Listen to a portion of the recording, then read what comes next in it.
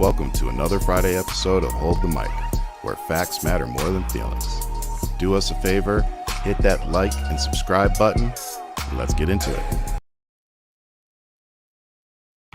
Hey everybody, welcome to this week's episode of Hold the Mic. We are your hosts, Ryan Shead, Ian Sherman. Brother, how are you doing? What up, though, man? Good. As y'all can see, we have a special guest with us tonight, which is the Ghost from TikTok and YouTube fame. Brother, it's good to have you here. Thank you, gentlemen, so much for having me. Yeah, man. I know we have a lot to talk about tonight, but we have a show. Yeah. it's another banger for sure. What up, big brother? So before we get into it, we were just saying in the room before we got in here how long we had actually been talking about doing our shows. I know. And my God, man. It's crazy. It was 2020 when we first started like chatting just in the DM. And I was telling Ian before we thought about bringing you on. I was like, we've never actually chatted like, on the phone or person to person. It's always been in DM and stuff. Right. I was like, so this is going to be cool because I've been waiting to get to meet you anyway. So I said, man. I was telling Ian, I was like, so we're both kind of going to be getting to meet him, at the same time. I was like, love it. I was like, what's his favorite color? What does he like to eat? What does he drink? And he's like, Ian, this is my first date. I don't know. We'll find out together. So welcome, Ghost. It's a pleasure to be with you, man. Thank you for making time with us. Yeah, man. Always. I've been apparently 5 years we've been fucking waiting. He said months. I was like, months. I was like, a couple months, right? And he was like, months? Motherfucker, 5 years. I'm like, wait. It's been a minute. 5 years, man. But the sad thing is when we first started talking, what brought us together was two things. One was, of course, politics, because we're both left. And at the time we were dealing with Trump and making sure that we could get rid of him. And here we are full circle right back to that. But the other thing we bonded over was I had my colon taken out about 6 months or a year before. So I was still kind of fresh, dealing with that. And I had made a post about it. And that's when I found out that you were dealing with like Crohn's disease and that you've had similar things. So we also bonded over that. And then, for us, we have these pre-existing conditions that, Trump wants to get rid of the protections for us.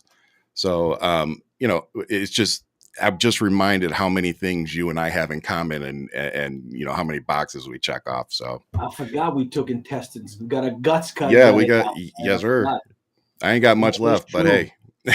What's left has been churning more machine for days. Than man, some say. Hey. Wait a while, I'll be there. Yeah. A colostomy bag, 65% for me, dude. As no joke. Yeah. Do you have a bag? Oh yeah. No. But I have a 65% chance because I already had a recession, I guess they call it. Yeah, resection. Yeah, man, I'm fucked. My stomach's shit, dude. So me, I have like just enough left that I don't need a bag. So it's called a J pouch. So they removed pretty much all my large intestine. It's all gone except for just a little bit. And what they did is they kind of like create a pouch in there that allows you to kind of store a little bit, but it's not like it's definitely not like your colon. It's like enough that you don't have to wear a diaper. Like, but you definitely need to be close to a restroom. So, it just took a while to get used to that. But once I was used to it, it was like still probably a hell of a lot better than a bag. I have to go in and get checked every year still. And when I went in, I didn't go in for, it was like a year and 9 months because of COVID. So I didn't want to go into the, the doctor, the hospital for anything. So I was like, I get it. I was like, hey, I just had my colon taken out. I was like, I don't need to go back this soon.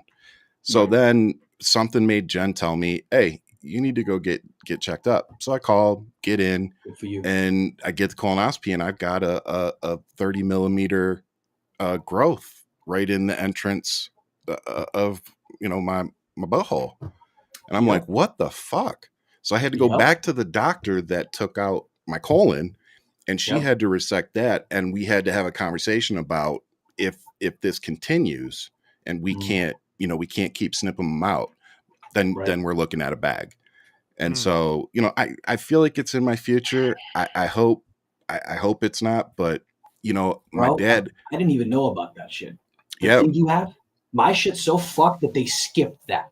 They were like, "You're going to the bag, bro." Yeah. I didn't even know about the whole take your colon out, put a little bag inside you or whatever. Oh no, it's not a bag. What is that? But it's like a tube. No, they created it out of my my tissue. Oh, holy shit. God damn, medicine has fucking evolved. It's cool as shit. And then she almost had to give me a bag because the incision, the biggest incision was about 4.5 inches from almost like, you know, hip bone to hip bone. And then she said that she couldn't get the two tissues connected that she needed. She had to pull everything out and do it outside and then put it back in. And I was just like, here's the kicker of this though. Here's the kicker. Just like, holy shit. Just recently, as of this week, insurance companies are talking about how they're not going to continue with anesthesia. So if your procedure went past the time that was originally required, it's on you with the anesthesia. Yep. And if you've never woken up during a colonoscopy, let me tell you, it's not enjoyable. Let me tell you, man, I don't fuck around with them. I tell them I want all of the milky propofol. I want all the barbiturates. If I wake up from this shit, I'm never coming fucking back. And I have to go every 8 months now for the rest of my life. Wow. So I'm like, this is going to suck, but you're going to give me all the shit, all the drugs. Well, and my approach now is and really, honestly, I think every doctor I've talked to and told them, they're really cool about it. Right. I'm like, look, you know, I'm on pain pills that I take for my back. I was like, and I do edibles. I was like, so it's going to take a lot for you to keep me down. And they're always like, got it. Like they understand what I just told them. Like, look, it's rhinoceros. Let's go ahead and get the train. Well, you know, it's like I have a high tolerance. It's like I'm telling you, it's going to take you a lot. You're a big dude, and that too. So I'm like, I've had this experience. I've woken up in the middle of this. Please, God, trust me when I tell you, I will be fine. Keep me down. And the funny thing is, like I've had the same guy for the last 3, and the first one, I was talking to the doctor, and he literally. Like he was tired of us talking and he put the mask over my face. He's like, okay, we're done. and next thing I knew I was out. And then, but now he's gotten to the point where I was literally waking up as, I know it sounds really weird, but as they were finishing. So like, you know, I was feeling the gas and everything and everything. And I'm like, but I'm waking up and I'm literally saying, I'm waking up. Like I'm waking up, and he's like, and dude's like patting me on my side. He's like, I know, I'm waking you up. It's okay. I'm like, oh, okay. So Ryan, it's kind of like you were at a Diddy party, is what you're telling me. Oh, every time. And then you never want one of these ass doctors with a sense of humor because they always come in and say something like, I literally, no bullshit. It was my second time ever doing it. I've had 25 of them now. Yeah, but it was my second time, and I'm waking up, and I was like, oh my God, can I have something to drink? I was like, it tastes like a cat shit in my mouth. And the doctor swings the fucking things open. He goes, I knew I forgot to change the tubing before I did it because they do an endoscopy too. I was like, motherfucker, I don't want an ass doctor with a joke. That dude, I love him. My surgeon came in like, are you ready? I'm like, I bet you better not be. He's like, oh, I'm ready to roll. I'm like, you son of a bitch. Why are you shaking, bitch? Did you have a Red Bull? Dude, they're all like that, dude. And it's 4 o'clock. How are you not, man? I'm like, all that ass? Literally. Come on, you know, you got to have that sense of humor. So much ass in your life. You got to have that sense of humor. See, my surgeon, she's like this tall, beautiful German woman. And she has this like she's American, but you know, she's German. Right. And she's amazing, but she has this reputation in the hospital of being like a real fucking hard ass. And so like all the nurses are like, oh, that's Dr. So-and-so's patient. Okay. Make sure, you know, like make sure the chart's done. Cause and I was like, that's the kind of doctor I want. I want the doctor with the freaking ego that knows they can save my life, that knows they can create that little play. Exactly. Yeah. But the thing about her was like, as long as you did what she told you to do, she was your best friend. Right. Like, so she'd walk in and the first question was, have you been up walking? And the nurses always told her, like, we have to tell him to freaking lay down. Like he and I was like, I'm looking for popsicles. Yeah, I'm like, I'm looking for the great popsicles. And so I would do laps. There was 3 freezers on the floor, and I would go check all the freezers. So you got that purple stuff? You got that purple stuff? I need that. I need the great popsicles. You got that purple stuff? But no, it's crazy to see what's happening, and knowing that they're, really going to try to attack healthcare. Trump made a comment today about Canada being the 51st state. And, that he said something like, I'm sure they won't know how to deal with the better healthcare we provide. And everybody's like, are you? I swear to God, this man, literally every time he opens his mouth, we just take one step backwards in life. Blows my mind. Yeah. Oh yeah. So let's go ahead and get into this outline, fellas, if you're ready. Ready to roll. Hey, that's a question. Do you have any organizations that you support for your Crohn's disease? Not really, man. No.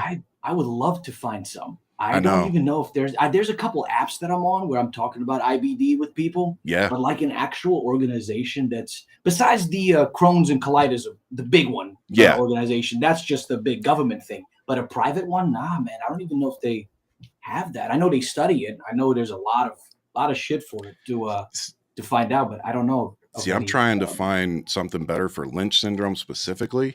But I've been, whatever I donate to the actual hospital back home in Michigan that helped my dad, but also was the first geneticist that I ever talked to that told me, hey, you have the same thing your dad has.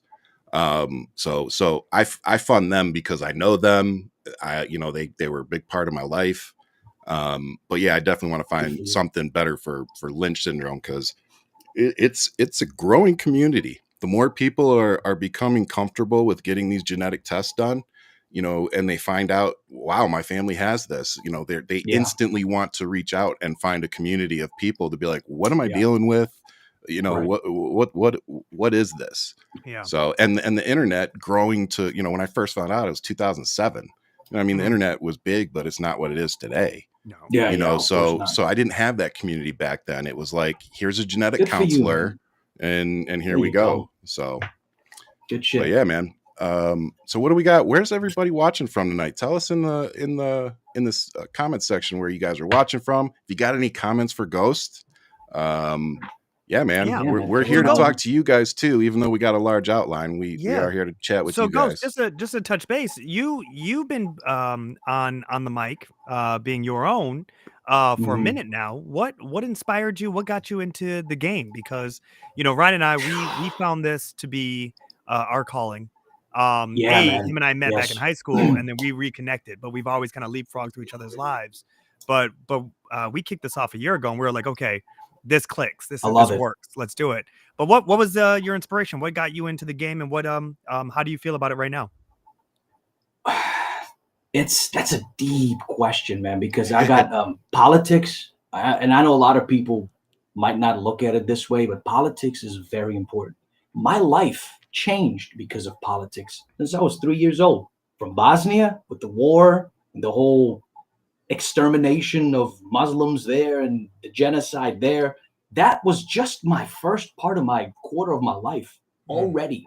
So now going through all of this, moving through 18 countries and living in the States for so long, that is my inspiration, man.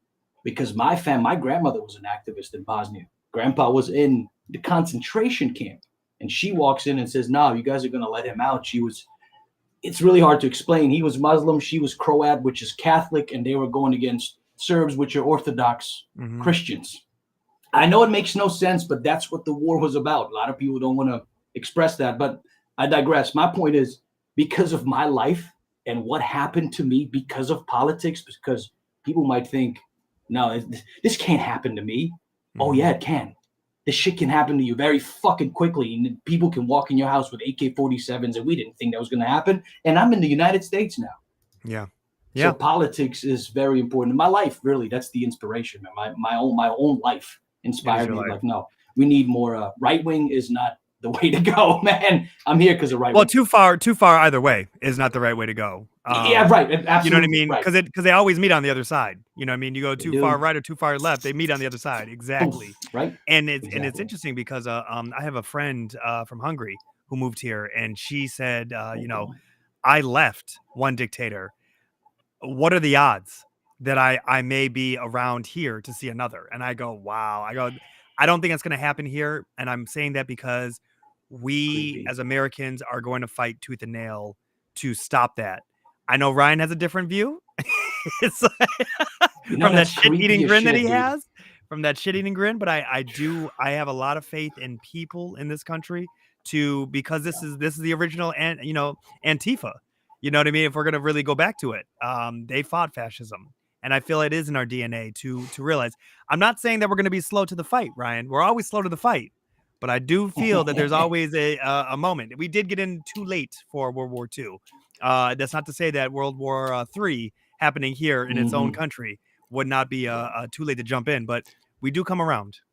Just remember, the issue I have with your statement lies with two things. Faith in the people, because 6 months ago, we had faith that the people wouldn't vote for a felon, a fraud, and an accused pedo. But they did. Yep. I'm just saying that right now, after he talked about it being rigged, some folks are looking into it. Bro, yeah, they're looking into it. But meanwhile, they're literally using me to fact check it as being incorrect. They're using you to fact check that it's incorrect. Yeah. Did you? Dude, I sent you the article, didn't I? I saw the article. That's the the one that they didn't name the show. They just said podcaster. Yeah, podcaster. I was like, it's like disrespect. At least put my name. And by the way, let me just say, I always appreciate, whether it's a good article or bad article, I always appreciate those of you who do at least put the podcast name in there. So thank you for that. Thank you. That's the way to do it. If you're going to shit on me, at least put the name on it. At least give me a little shameless something. Advertisement. Yes, man. Let's go. Oh my God. I did send it to you, didn't I? Yes, where it just said podcaster.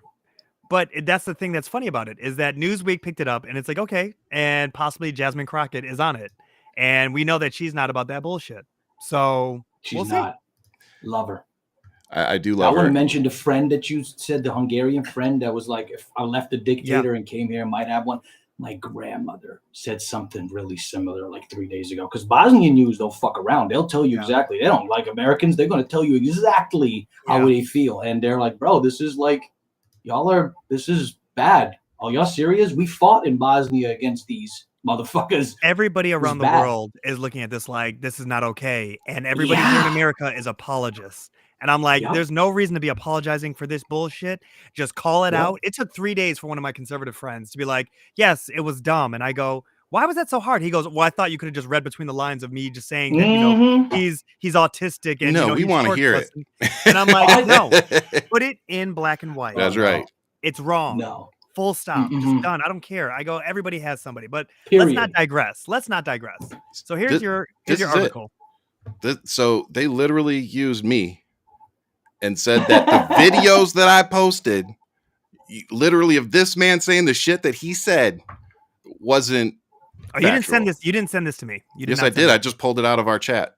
Okay, well, you know what? I don't read your text. You clearly don't read shit that I send you. That did not load. Oh, that video didn't load up.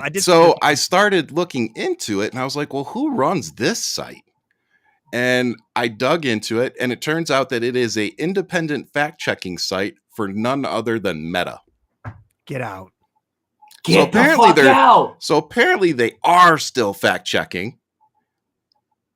He said, literally, it says he meant 2020, not 2024. I'm like, bitch, I heard what he said. You can say he meant 2020 all you want. Dude! First and foremost, are you serious? Yeah. Here's what I'm going to ask you about that. Look. Let's look back at what he's saying about the Olympics. That's my tweet behind that. Yeah. This whole article is about me. They literally are like, Ryan's a piece of shit liar, and here's what he really meant. I'm like, bro, you just exposed Meta for like, we don't fact check bullshit. Yeah, you do. Yeah, I've been fact checking the hell out of me. There. Ryan. I got all the receipts, man. They've been magically deleting my posts. Like, give them. Oh, it's insane. Get out of here. So the other thing I wanted to talk about real quick is, so a friend of mine a while back, he suggested that I Google my own name every once in a while. The reason he said was because sometimes you miss articles that people may use you in. So it's always a good idea to Google your name and see if anybody, had posted anything. So about every month or so, I post, and you can change it so that it only shows, anything for you in the last 30 days. So, but it also will show you if you're somebody who gets searched on Google, it'll also tell you what your top Google searches are. Mm-hmm. And the number 5 top searched thing for me on Google was Ryan Shead's daughter. That's fucking gross. Your child? Yeah, my daughter. Gross. Not my kids. Not even children. My daughter. Yeah. So my wife was number 3. My military record was number 1. So for all you, we love the children people out there, it's really interesting because you guys show up into my neighborhood and say something to my kids. You give us death threats. My kids have protection orders on some of you. And like, this is only going to get worse. So, but your daughter, my daughter. That's grotesque. Ryan, explain this to me, man, because I do this shit just like you. I don't see really what is. I post shit on the internet, and I don't get anybody coming to my shit fucking with me because I go at Trump and Musk every day, like multiple times a day. And you should don't ever stop. I mean, honestly, I don't see anybody out there going at him like I do, and it pisses them off because when I bait them. And I get them on the hook, and then I say, hey, what about these court documents? And they can't answer for why have I not gotten community noted one time for saying that Donald Trump is a convicted felon, an adjudicated rapist, an accused pedophile, and a prolific business fraud. And a bitch. Point blank and a period. And a bitch.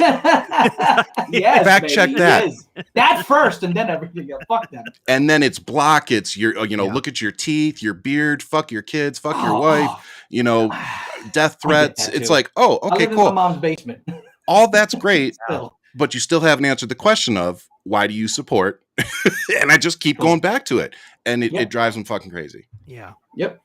But it's grotesque because, and this is the part where I have a problem with the law in general. It's like, why is that even a thing where you have kids involved? And remember, Byron was off record. Like no one touched him when he was underage. Oh, Barron? Barron. We didn't go after him in the first time around. Now he's involved. He's involved in politics now. Fuck him. Oh, of course he is. But I'm saying he's of age. Like now we can talk about him. Yeah, he's over 18. When he was underage, we respected the fact of like we weren't talking about him. We left him alone. That was the reality. There was some type of decorum of leave kids out of this. Melania, of course, we could talk about her all day. Yeah. When Trump won, Russia was like, here's some naked photos. Congratulations, Trump, on their own on their own TV. Like, who does that? Somebody who thinks they got something on someone, you know what I mean? Like, it's like, we got you. And it's like, and remember that always. So, yes, sir. But that's really grotesque. And I'm really sorry, Ryan, that's like, that just has to sit in the back of your head rent free. A little bit. Yeah. Cause they're looking for pictures because they want to know what she looks like. Of course. So it's like, you're looking for pictures because you want to know what she looks like because you want to potentially come snatch her. Yeah. So yeah, I'm not stupid. You're not going to catch us being a soft target. Nothing. I got a nice new toy around Christmas time just for you fellas. So come on by. They think you guys don't have guns. They think leftists don't have guns. You're insane if you. Well, that's why they check his record first. They're like, is he really military? Yeah, is he really in the military? Oh shit. He does actually know how to load a gun. He does know how to load a gun. All right. Did y'all hear about Barron's outside, like his private life? Like he's like apparently a sociopath. Like he's worse than his father. He looks he's turning into Trump. Trump Jr. Him and X are gonna be like fucking Lex Luthor and Thanos. What's the movie with Christian Bale? American Psycho. Yes, he looks like American Psycho. You know what I mean? The hair slicking his hair back now. Yes. It's really it's all there. Yeah, he went full villain mode for sure. He is a villain. He's like, I'm the new guy. Barron. Oh, I know. I love this. So Melania was not a citizen when Barron was born. So we need to get to kicking that motherfucker out. Technically, yeah, He's on the chopping block. Hey, because of this is Trump's rules here, not ours. Yeah. This is what I mean by Trump literally makes everything worse when he opens his mouth. And this is one of those laws he just created. And it's like, well, technically, that would be your wife and kid. And just to drive home another point, all those the White House actually put it out. The picture, they had all the EOs stacked on the desk and said more done in one day than any other president did in 100 days or something like that. And I was like, yeah, it's pretty easy to sign all those when you haven't read any of them. What's this one?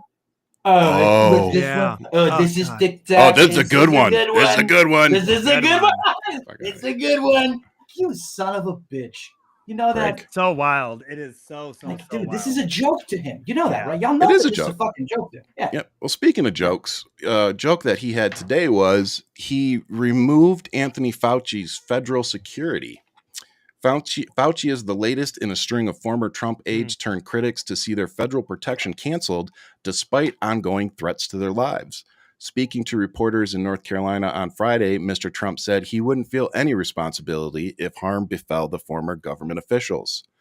Now, I was shamed for saying that we should remove the domestic terrorist Secret Service detail when President Biden was president. I was like, why are we protecting this guy? Like, remove his detail, let this dude sit down in Mar-a-Lago by himself.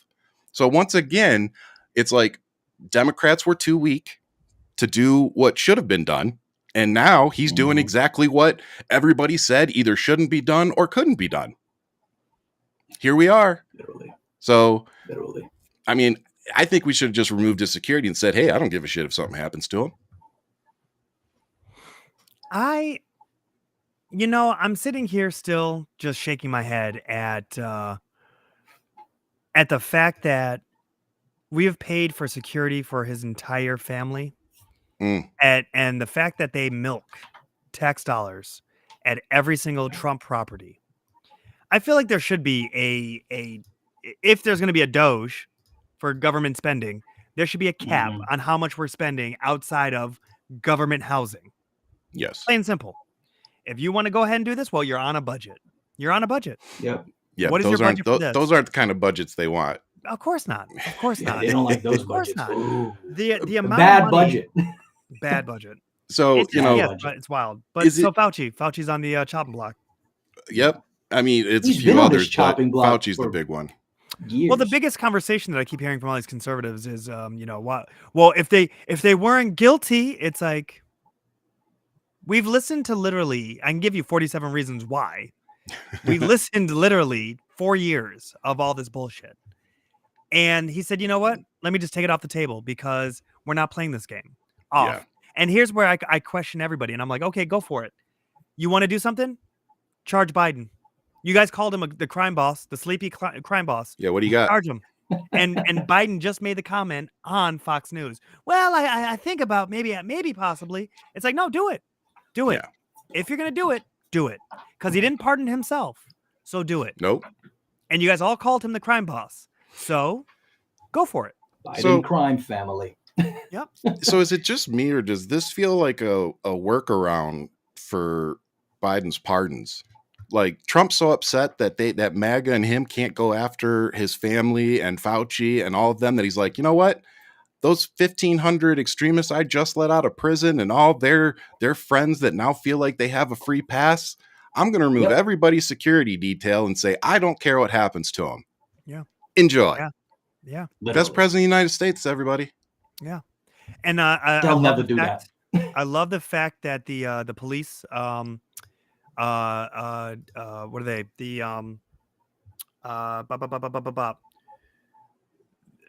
What is the process? It's the police. Help me, Ryan. Gone. Just gone. Yeah. What is their investigation? No. It's their union. Their pact. Their union. Thank you. The police union. Jesus Christ, I'm gone. This is like a game of Pictionary. This is fun. It was Pictionary.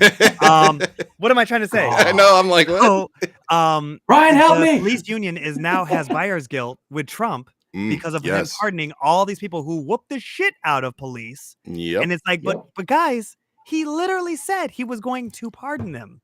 So Yep. What world do we live in where people are saying like they're shocked that he's doing everything he said he was going to do? Yeah. Well, I don't understand. I'm not shocked. I'm not shocked. Listen to people when they tell you who they are. Period. Absolutely.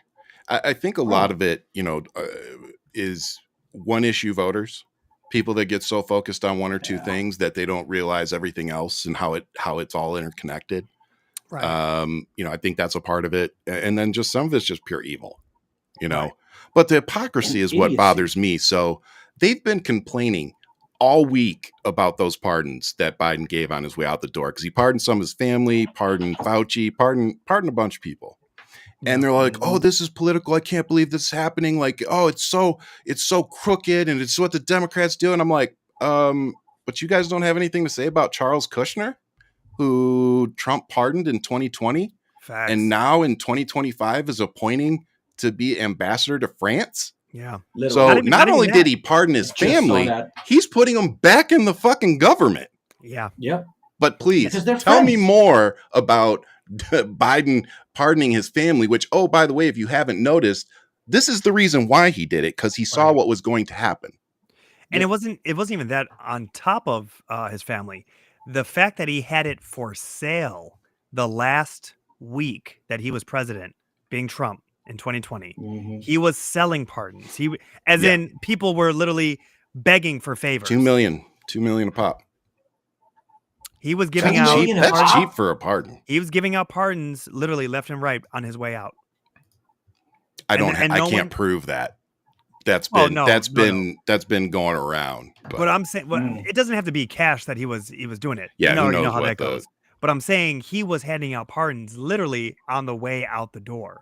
I mean, he was so busy doing it, he couldn't even make it to the inauguration. But we don't talk about that, do we? Yeah. Yep. So with that. But I will say this to you. I am so looking forward to Donald Trump dying of a cold with his old ass that Fauci's going to sit here and laugh, and just be like this. Well, what are you going to do? I don't know. I don't know. Hey. Fauci's going to throw his hands up, man.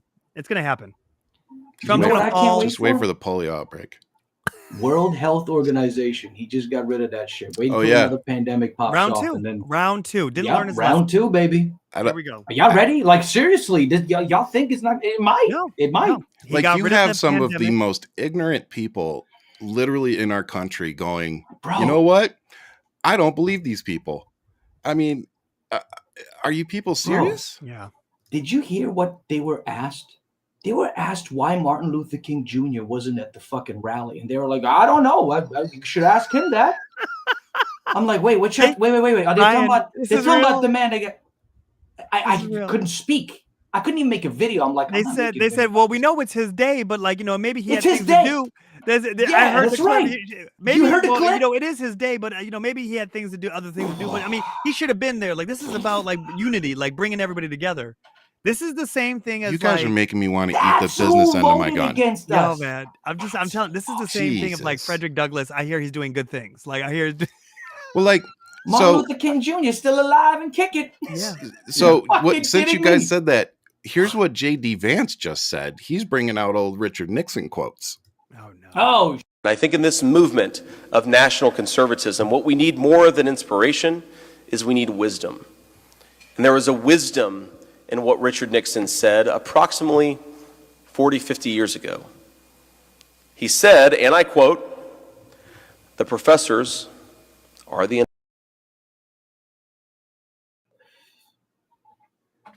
educated people are the enemy. The doctors are the enemy. The World Health Organization is the enemy. Are you people paying attention?" But wait a minute. Time out. Where did J.D. Vance go to school at? An Ivy League school. Harvard, I believe it was, wasn't it? Stanford? Yeah. One of those? I think it was Stanford. Might have been Stanford.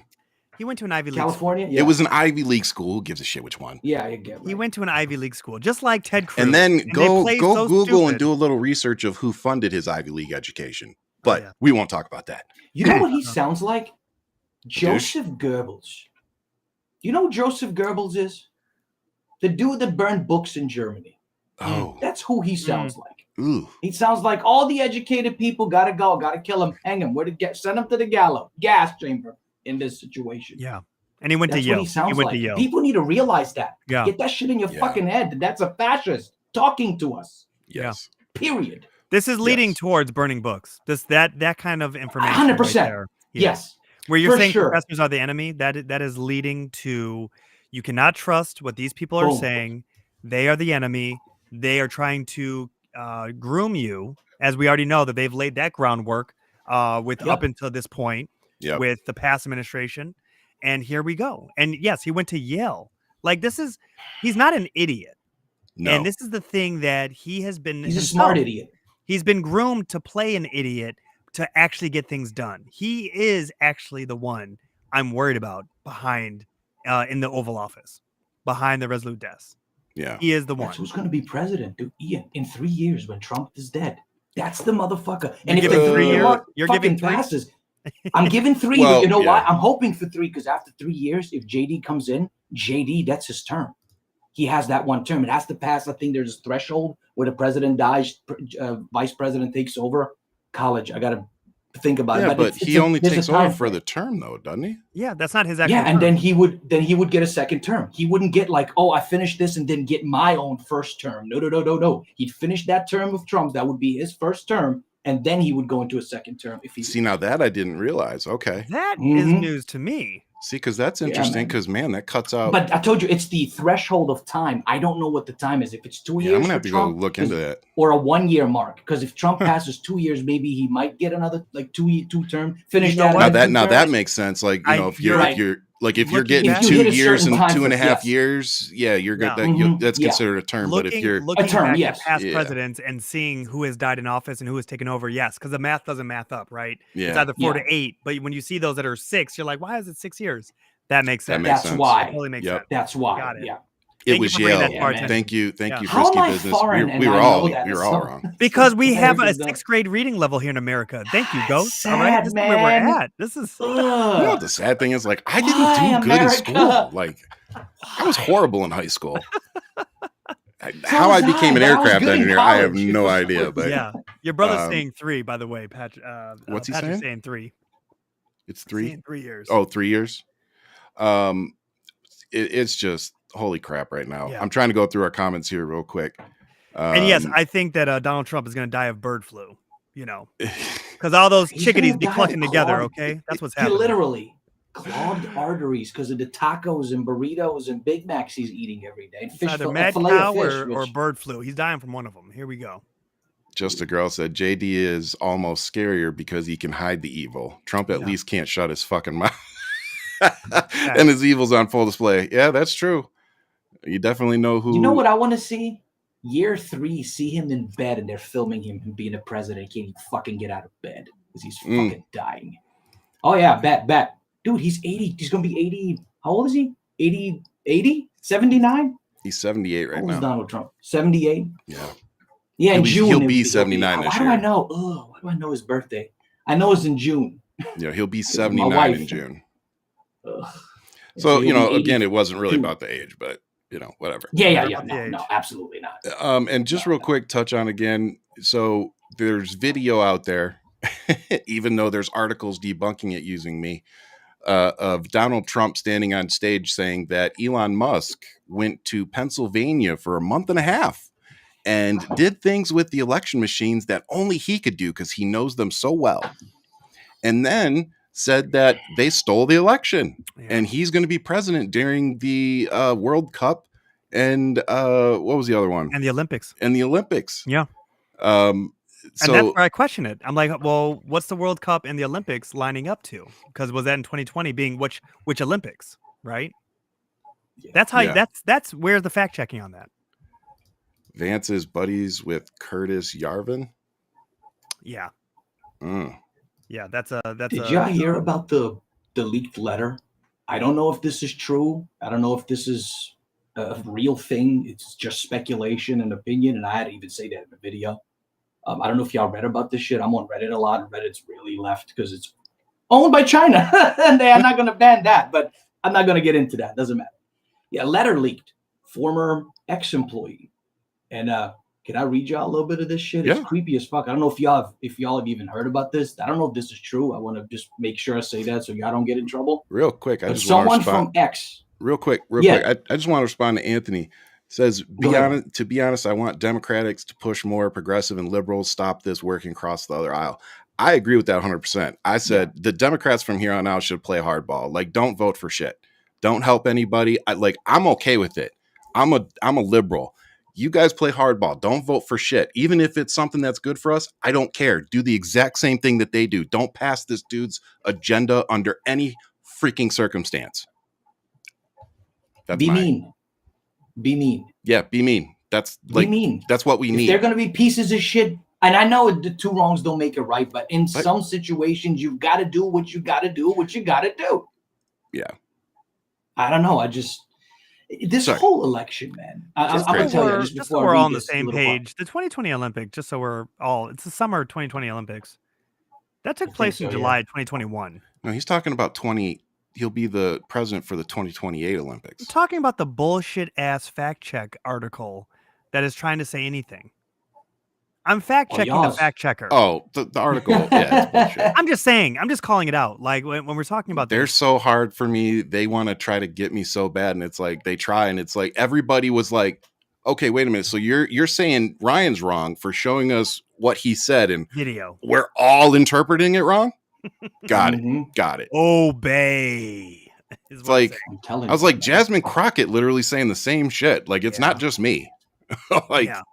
I think everybody is on that Michelle Obama, and it's really nice to see how the people women are affected. Who? Women are. No. I think a lot of people are. Yeah, but in terms of public figures, it's been the women that have been like leading the way. But I'm saying it's starting, right? Yeah, it's starting. It has sparked something.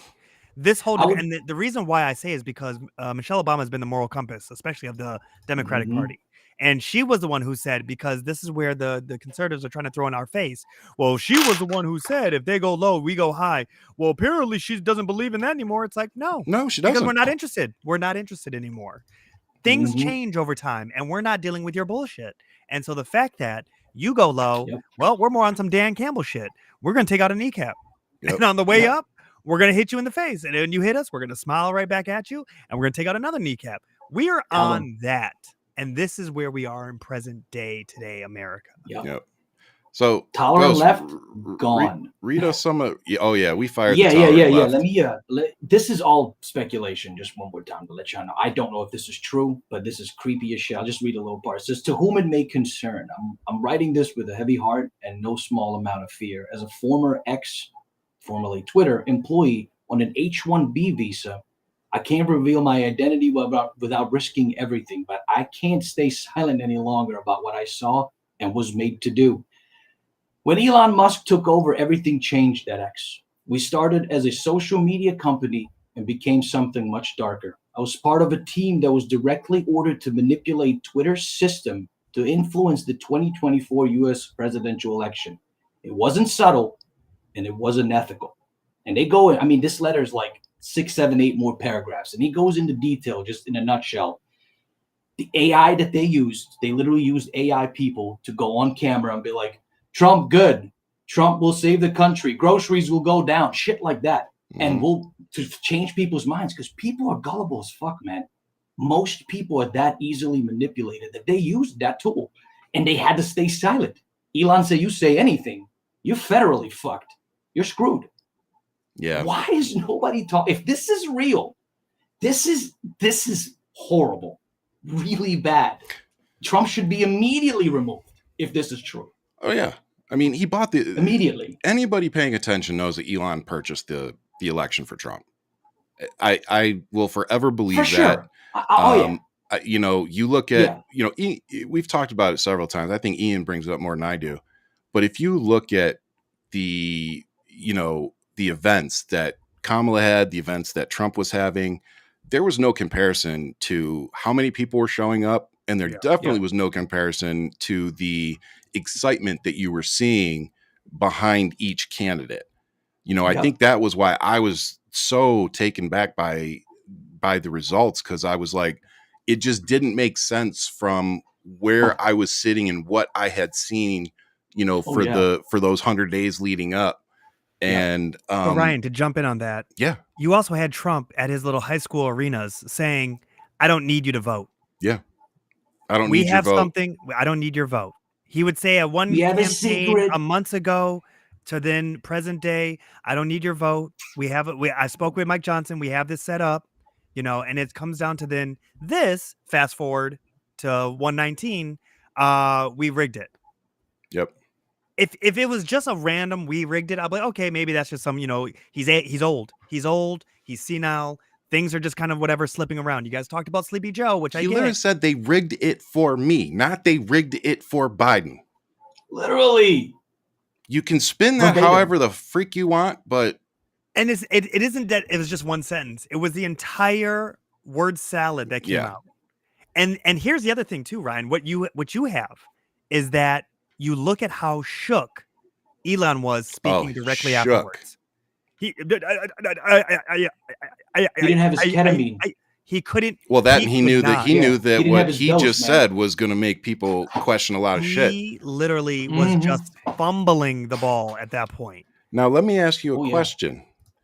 Do you think that makes this make more sense? This is a rally cry to the people who were just let out.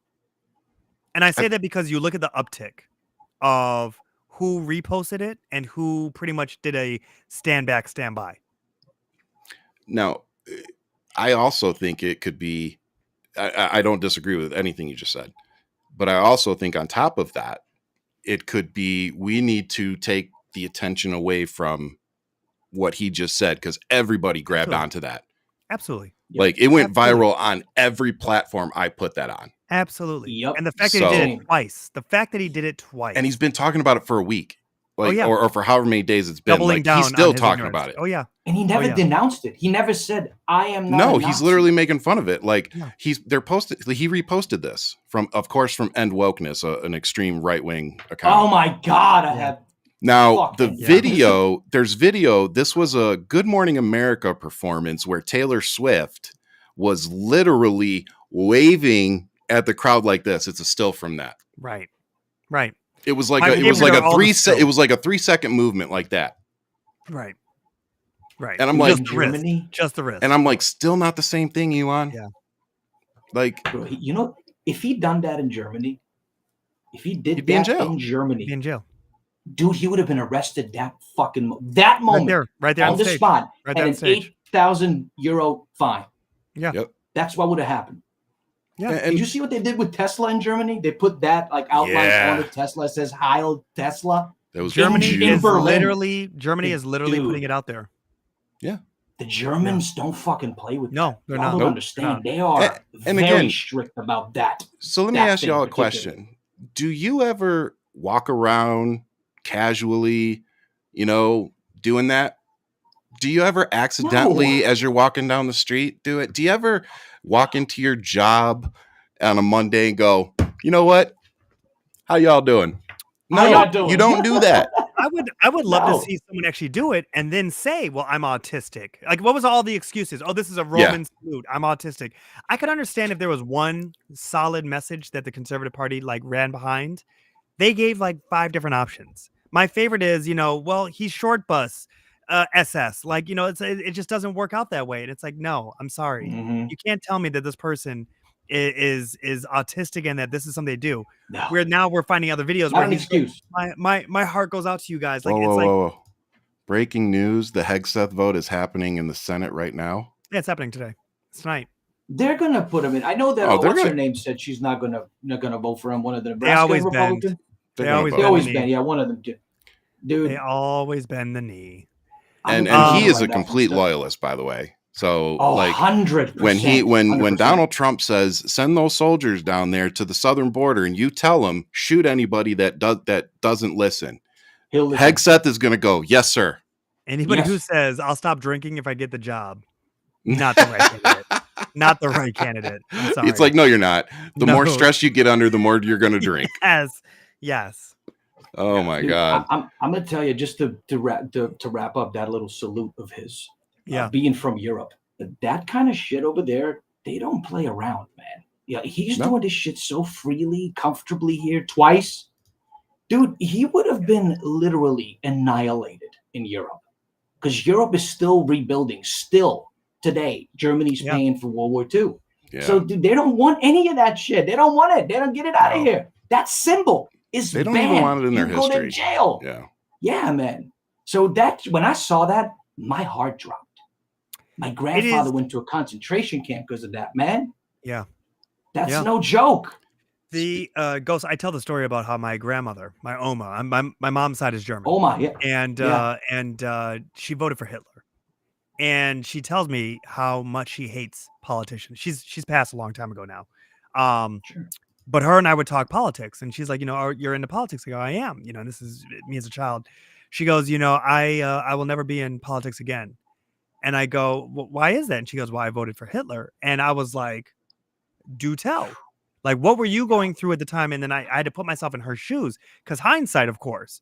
But she said, this man spoke so passionately to all of us. She goes, I will never trust another man who seeks the office. And I go, wow, okay. And she goes, I've never voted ever again since. And this was 2000 that we had that conversation. And I sat there and I go, think about what you lived with, where you weren't voting for somebody that you thought was going to take you down that path, right? Think of someone who voted for Orban or, somebody who voted for Obama and then they voted for Trump the first time around. You voted for Trump 2 more times. I can't fuck with you like that. I'm sorry. Yeah. The first round, I'm like, okay, you did the first time. And then you're like, you know what? I learned my lesson. You realize. For some reason, you are that person who likes to just bash your head against the wall and then you want to blame everybody else for your actions and misfortunes. And when we sit there and you look at that pain that it has created for numerous people, you have this bigger idea. Now, mind you, Ghost, my mom's side was the German side. My father's side was the Tuskegee Airmen. So here I am on 2 sides of this war. Oh, man. You know what I mean? 2 sides of this war. And then my father is a Black Panther. My mom is this German hippie. They meet in America, and it is what it is. You know what I mean? So that is heavy metal it's right really, there, dude. It's really interesting to see how the world meshes together, but how their fathers or grandfathers were on the opposite sides. The one thing I can say is there was a German army, there was the Valkyrie, and then there was the SS soldiers. Mine was German army. So there's a difference. Yeah. But I could tell you about Hitler Youth, which my uncle would tell you that he was in, because that's what all children were put in. So I'm just interested to see what we do here, which is going to be the Trump youth. What are they doing, especially while they're blaming presidents? Or excuse me, blaming professors. So they're already banning shit for like they've been educational purposes. Just like a DeSantis, we don't need that. Got to get rid of it. Oh yeah. They actually challenged the Bible because of it. They said it talks about sex, and they got flustered because they go, "Wait a minute, well, not the Bible." It's like, well, these are the rules and regulations you're putting in front of us. You're just using your own definitions. So, you brought up the concentration camps, and Musk had visited Auschwitz with his son X, and done the photo ops and Ben everything. Shapiro. Yeah. So this is a quick story of somebody who was actually there that day. Partner of the Holocaust survivor that visited Auschwitz with Musk has spoken out on their experience last year. Julie Gray, Gideon's life partner and writer, is my friend both on Facebook and in life. She has given me permission to share this. I see people posting that Elon was at Auschwitz this time last year. Therefore, his recent gesture is not anti-Semitic. I was there too, last year, with Elon. I am embarrassed that I have photos of this on my phone. My love, Gideon Lev, was the special guest of this photo op event. We thought at the time that it would be good publicity, but I would not share the photo today. I chatted with Elon Musk. I spent hours with him and walked with him through Auschwitz. I stood with him, looking at the nauseating heaps of hair, luggage, and shoes flooded with violet light meant to preserve it.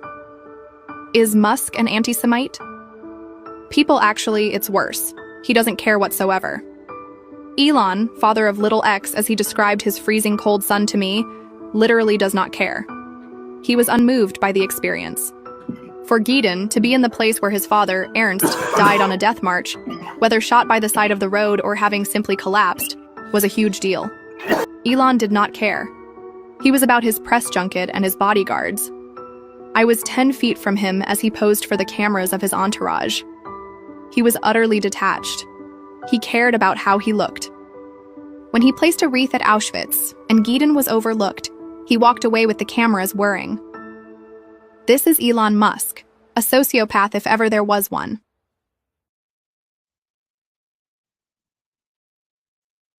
Kind of crazy. Yeah. Yeah, I heard that and it was just kind of like, wow. Like I watch documentaries about it and it gives me a physical, visceral reaction.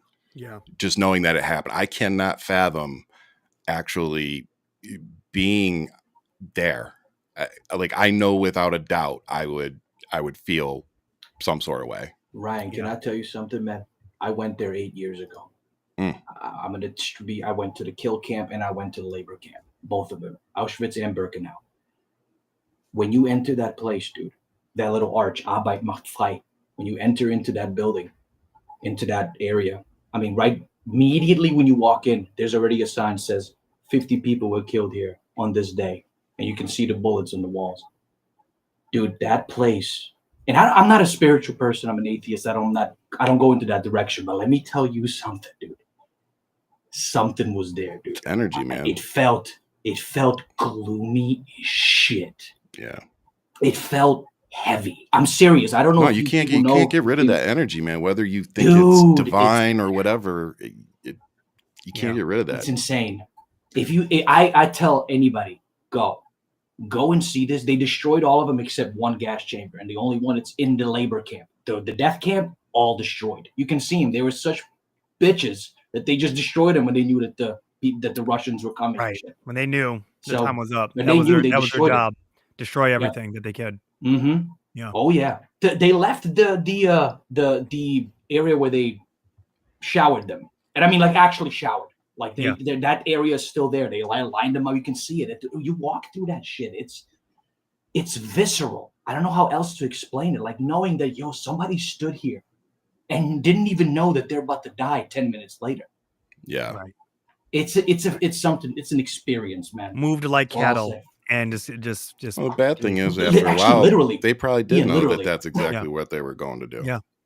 You know, the first few probably didn't know, but after that, they knew. And they put photos, Ryan, like all over the walls, seeing like you're standing there, and they show you what the people look like when they stood there. I'm like, oh my god! Like, how does that not affect you? You know what I'm saying? I don't know, dude. I walked down Mandela's hallway where he was experimenting on people, and they had a hallway. It's like 60 yards down. And it's nothing but twins. A whole wall of pictures of people that look alike, two apiece. Well, Ryan, when you said how does that affect you? Look at Israel. Mm-hmm. They don't give a fuck anymore. That is generational trauma that lingers, and that's why they will kill first, and they will ask for forgiveness afterwards because they're never going to do that again. They do not trust anybody anymore around the world, and that's why they operate the way they do. That's why they don't care about you using a shield as a human being. They don't care. Yeah. They do not care. So when you look at that, you got to look at the bigger picture of why that exists, how heavy that is. Because those stories are very relevant for them more than, I mean, just listening to you talk about it, Ghost, like it's chills for me, what you experienced. Now just imagine someone's grandmother telling them about their, their experience surviving that.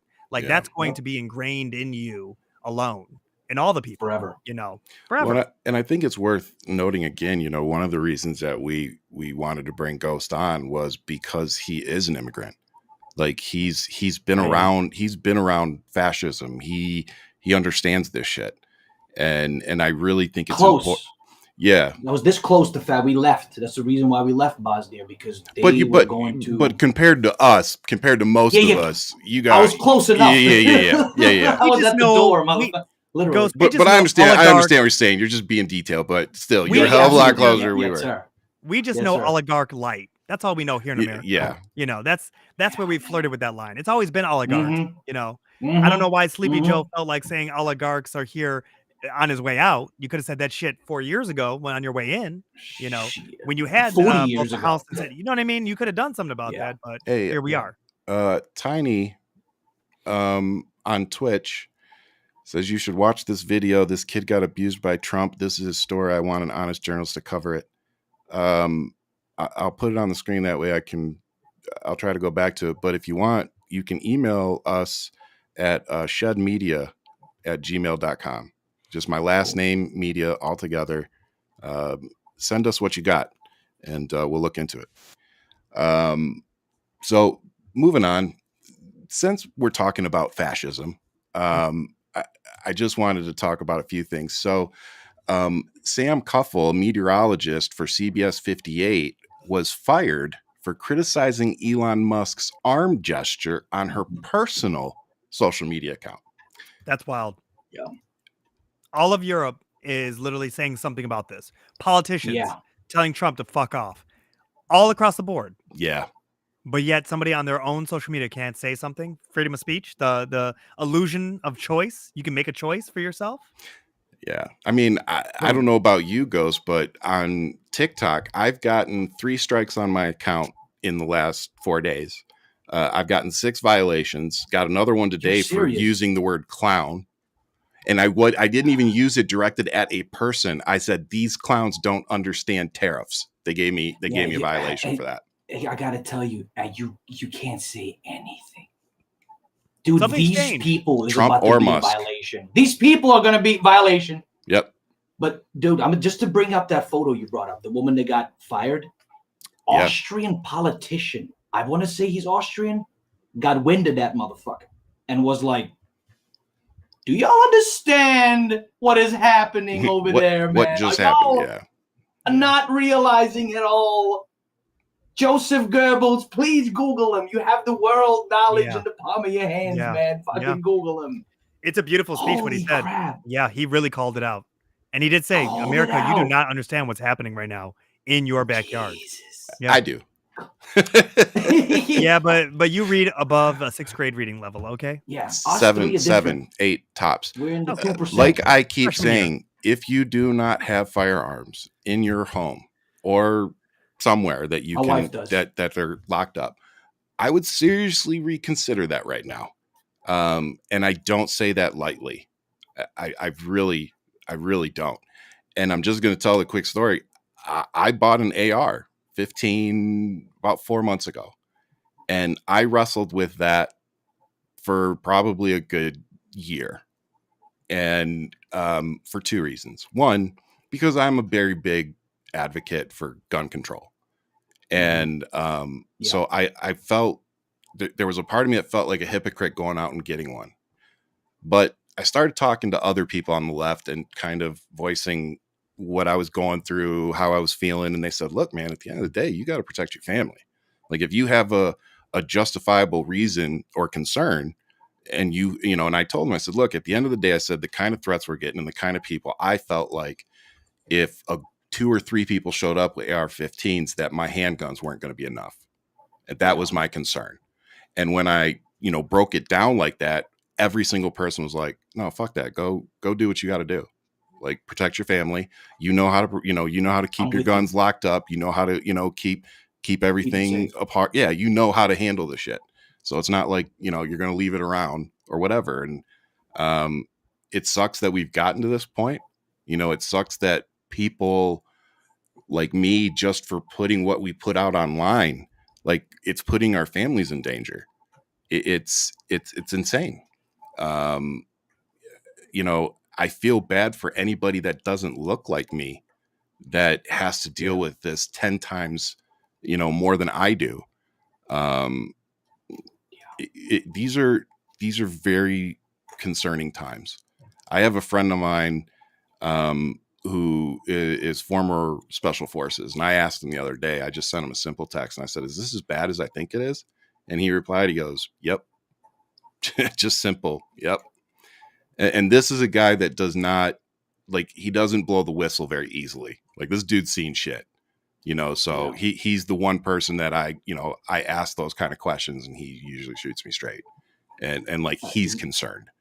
When you see the military, do you think that they will bow down immediately? Or do you think there'll be some type of resistance that's within there when they get the orders that are unconstitutional? I think here's what I think will ultimately happen. So, and for our listeners, especially our listeners, and real quick, let me add this. Go ahead. Hitler took 53 days to dismantle the German government. Yeah. 53. Yeah, that's actually historical fact. Yeah. Again, we're not trying to start a cult here, people. We're just trying to educate. So go Google anything we say. We don't mind being fact checked, unless it's meta, because apparently they don't like receipts. They don't like. Continue. Apparently, they don't know how to read at a 6th grade level. You know what's scary, Ryan? This thing you said about guns. I am trying to get on that level. My wife has a 6-shooter, a small little gun, and it's loaded. She's like, fuck that. It's loaded. And I'm cool with it. I don't know where it is. I know it's somewhere in our bedroom. Keep it away. Guns have changed my life in the worst way possible that I can't even tell you. Yeah. I can't even describe. I can tell you in words, but you won't understand because you still haven't been affected by it. Yeah. Nobody here has, unless you've been in a war as a civilian. Guns have changed my life. I would love to get one. I physically am. I can't. I can't. My wife will be the one with the gun that's actually staggering the thing. She'll be the one. Who's in my house, motherfucker? I can't do it. I will take a baseball bat. I will get something. I cannot get my hands on a gun. It scares me. It's a whole big thing for me, man. I have a couple of friends that were former military that they feel the same way, probably for a different reason, but they're the same way. They're like, one of my friends said, I don't want to touch another gun because it instantly sends me back to the things that I had to do with it. There you go. And that was that was the most heavy sentence that I had heard in a long time. Cause it was just like, for him, it was an instant, he puts his hand on the gun. He starts thinking of stuff he had to do. Yeah. And he's like, and I don't want to think about that shit. So that is a warrior with his sword. Yep. The amount of weight that is carried with what you do with it.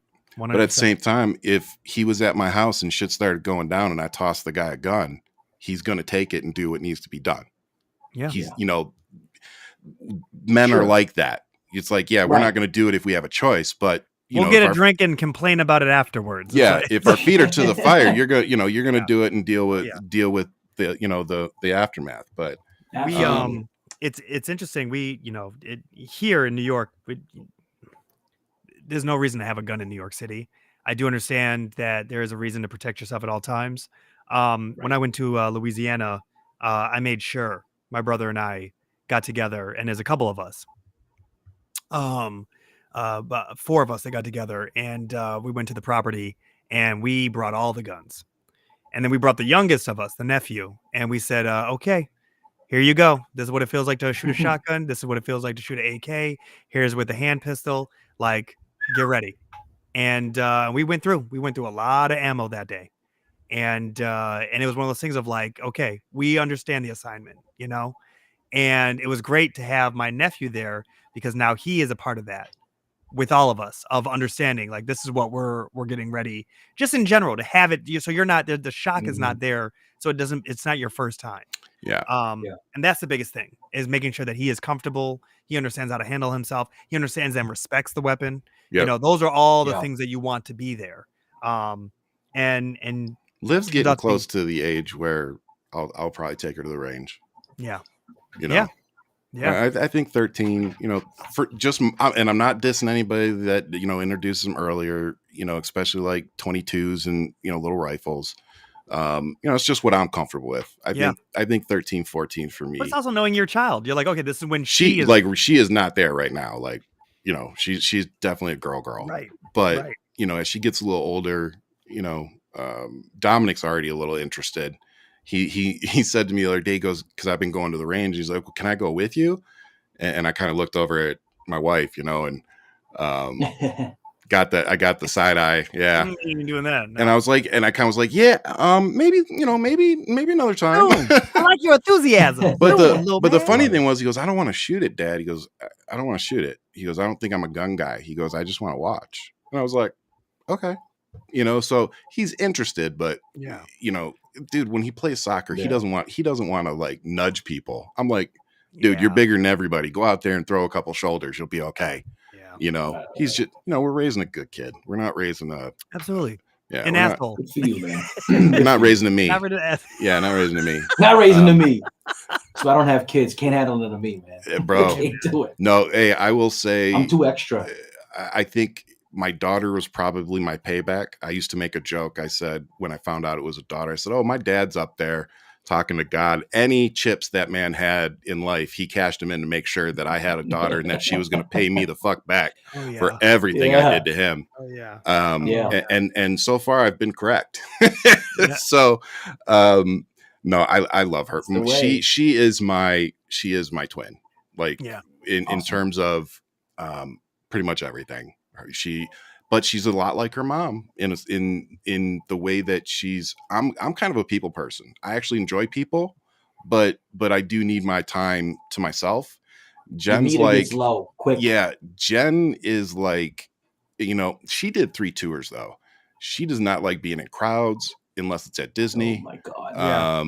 Like she does not do that. She doesn't do peopling very well. So it's just like we have this awesome life where, we don't have to associate with anybody. We don't want to. So it's like, I love it. You know?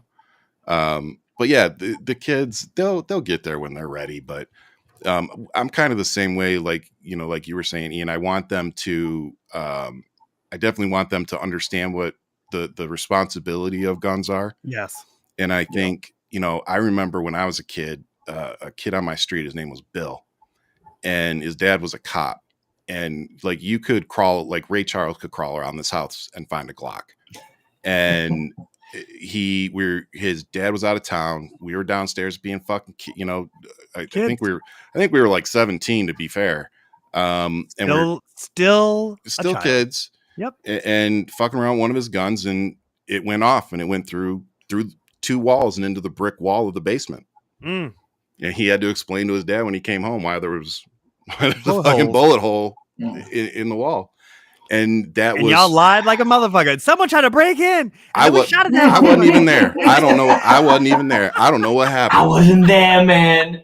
There weren't cameras, but there weren't cameras back there. There were no rings. Hey, I was not there. Today you would have been fucked. I'm telling you, I've got you on the ring leaving at 7:48. Literally, would have been on the ring punch. Why were you running so fast? Literally, I knew that boy was in track for a reason. I'm telling you. But that was my first real like, oh shit, and then I had my first gun pulled on me at 19. Literally probably 8, 10 inches from my face. And I remember I got you beat. I was 4, bro. And it was like, it's not funny. Should not be laughing. I know, but it is. But it's like when you've experienced it and you've been through it, you almost have to laugh at some of it. You can live to tell the tale. There you go.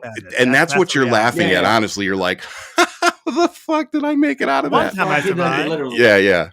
By the way, shout out to John Brewer back from high school. He was there that night and saved my ass. So shout out, dude. So speaking of fascism and reasons you should probably go buy a gun, sorry, good transition. So the Coast Guard Admiral Linda Fagan, who oversaw the U.S. Coast Guard, was terminated from her position over border security and diversity, equity, and inclusion initiatives. She also happened to be the first female ever appointed to run an entire branch of a military. So I found that kind of ironic that they fired the first woman to ever do that over DEI. But that's where we're at. But highly qualified, like literally. Oh yeah, she was extremely qualified. Yeah. Mm-hmm. Yeah. No, she was good at her job. What I don't get is that if you're black or if you're a woman or if you're a person of color in this country and you're getting to that number 1 seat of that position, you have done 100 times more work than someone, much like looking at the 2 presidential candidates, someone who has the most time spent in government for an individual from every step of the way, from a state level to, and even coming from being a prosecutor to the state level to then being a vice president. More experience for the ground level. The foundation is that much stronger versus the fraud, rapist, Epstein's buddy. Let's not even get it twisted. Epstein Island. Flying around. He released all these files of everybody else, but he ain't releasing any Epstein files. Let's be serious. He released the JFK files, the RFK files, and the MLK Jr. files, but not the Epstein list. Yep. And here we go, and it's one of those things. Amy just posted real quick that McConnell voted no for Hexeth. Ryan, I'm telling you, there might be something happening. I'm telling you. Mitch, I think the bitch voted no. Oh well, they're gonna be running Mitch out tomorrow. Oh well, he's gonna he's gonna fall or freeze up. He's gonna have a fall or freeze up. What happened to you? Why you got a black eye? Breaking news: Mitch McConnell falls in the Capitol. God, if that actually happens now, Jesus. The DEI shit that you were mentioning. Did you hear about the lady in Texas that literally has apparently qualified for whatever job she had, found a job, moved to Texas, not in Texas. She moved to Texas because of a job thing. Got to Texas, moved her whole fucking family there, and they stopped her position. My wife was just telling me the DEI thing. Yeah. Well, the hiring freeze. Listen, people, listen to what just happened. Trump. So what Ghost was just talking about, there are families, I don't know how many, this is just one that we heard of, but what happens when there's a hiring freeze, if you are an incoming employee for a federal job and you haven't all the way in processed yet, there's potential for what just happened to this woman. Yeah. They said, hey, you have a job and go ahead and move here. You'll start this day. But because she didn't start yet, and Trump put out this hiring freeze, and because of the wording he used in it, nobody can get hired. So all these people that, packed their cars up, sold their homes, and moved across the country, whatever their stories are, they literally were told, oh, sorry, because of what Donald Trump just did, your job is no longer valid. And I asked you, gentlemen, the first question out of my mouth is, who did you vote for? They voted for him. Vote for? That woman did. I found out that woman. A number of them. Imagine, the guy I voted for just fucked me. Yep, told you. We've just been saying it for years. This is Twilight Zone. Yeah. Been telling you for 4 years. Yeah, but this is why the fuck around movement. Fuck around and find out. Oh, I love the fuck around and find out. Now. Yeah. It is so prominent, and they're like, how can you laugh at them? It's like because this is what they chose. Because this is what they chose. And you're right about the eggs. I've been posting about that. I've been literally following daily. $7.99 weekly.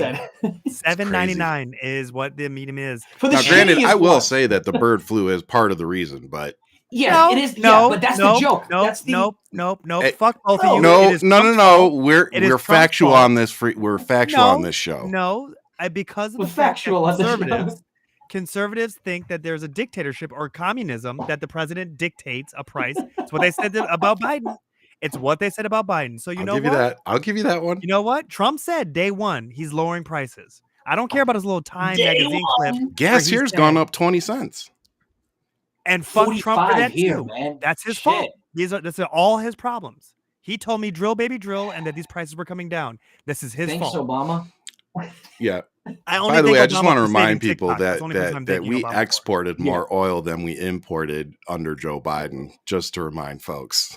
But, things like facts don't matter. So I just wanted to explain real quick from a military standpoint. So the reason that they are using to get rid of people is DEI, diversity, equity, and inclusion. And they're saying anybody that played a part in it, that their position is based in it, anything that they're getting rid of them, they're fired.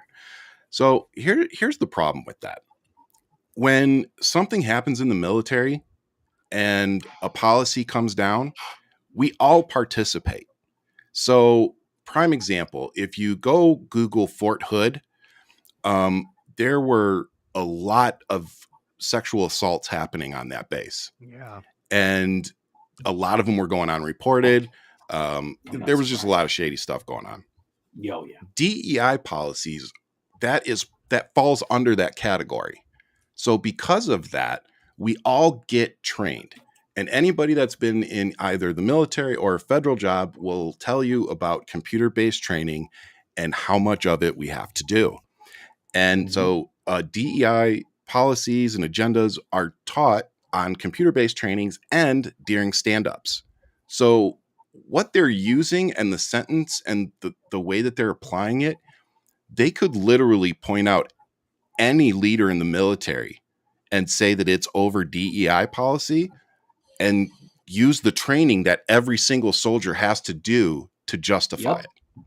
Boom. And somebody just said it. In case you aren't paying attention, what is happening here is they're trying to weed out military leaders, particularly, but anybody in the military that isn't going to be a loyalist. Mm-hmm. Donald Trump doesn't want them there.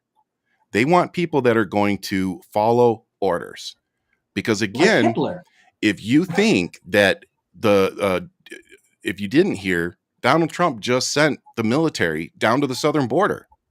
So if you don't think that is going to somehow lead to an immigrant getting shot by a soldier trying to cross the border, 100%, you aren't paying attention.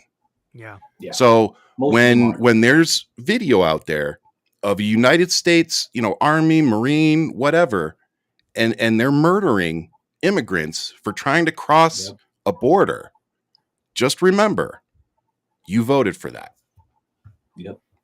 So I don't understand immigrants that voted for Trump, dude. I'm gonna be straight dude, up. I don't understand Bosnians that voted for Trump. I'm like, are y'all dumb? Dude, Do y'all the know indigenous people Bosnia because of this? You guys, there's the indigenous where votes. Like this is where that element of wanting to fit in comes in, where you want to be accepted.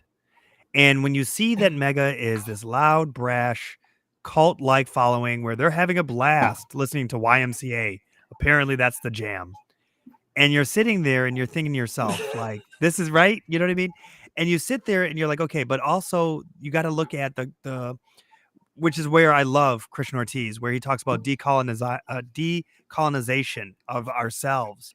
And you look at how Cubans want to be a part of America in the sense that they are the whiteness. And when you look at the whiteness within the Latin community, the lighter you are, the more accepted you are, the colorism that exists, you got to keep in consideration about the colorism that is of this country. Full stop.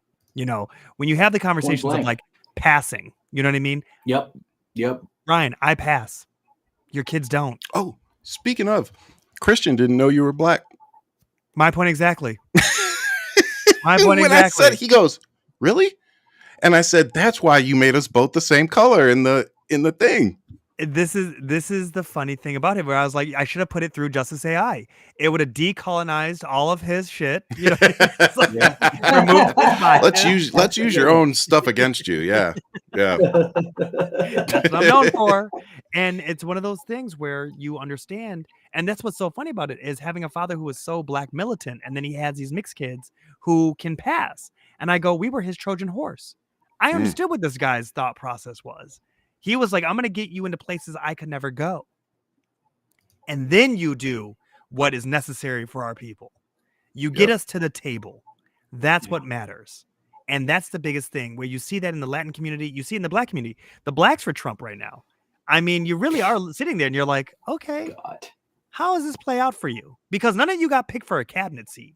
I see you tap dancing, Daniels, over here in Florida, but you ain't. I asked AI, there's only one black person in all the cabinets, and you know what he's running?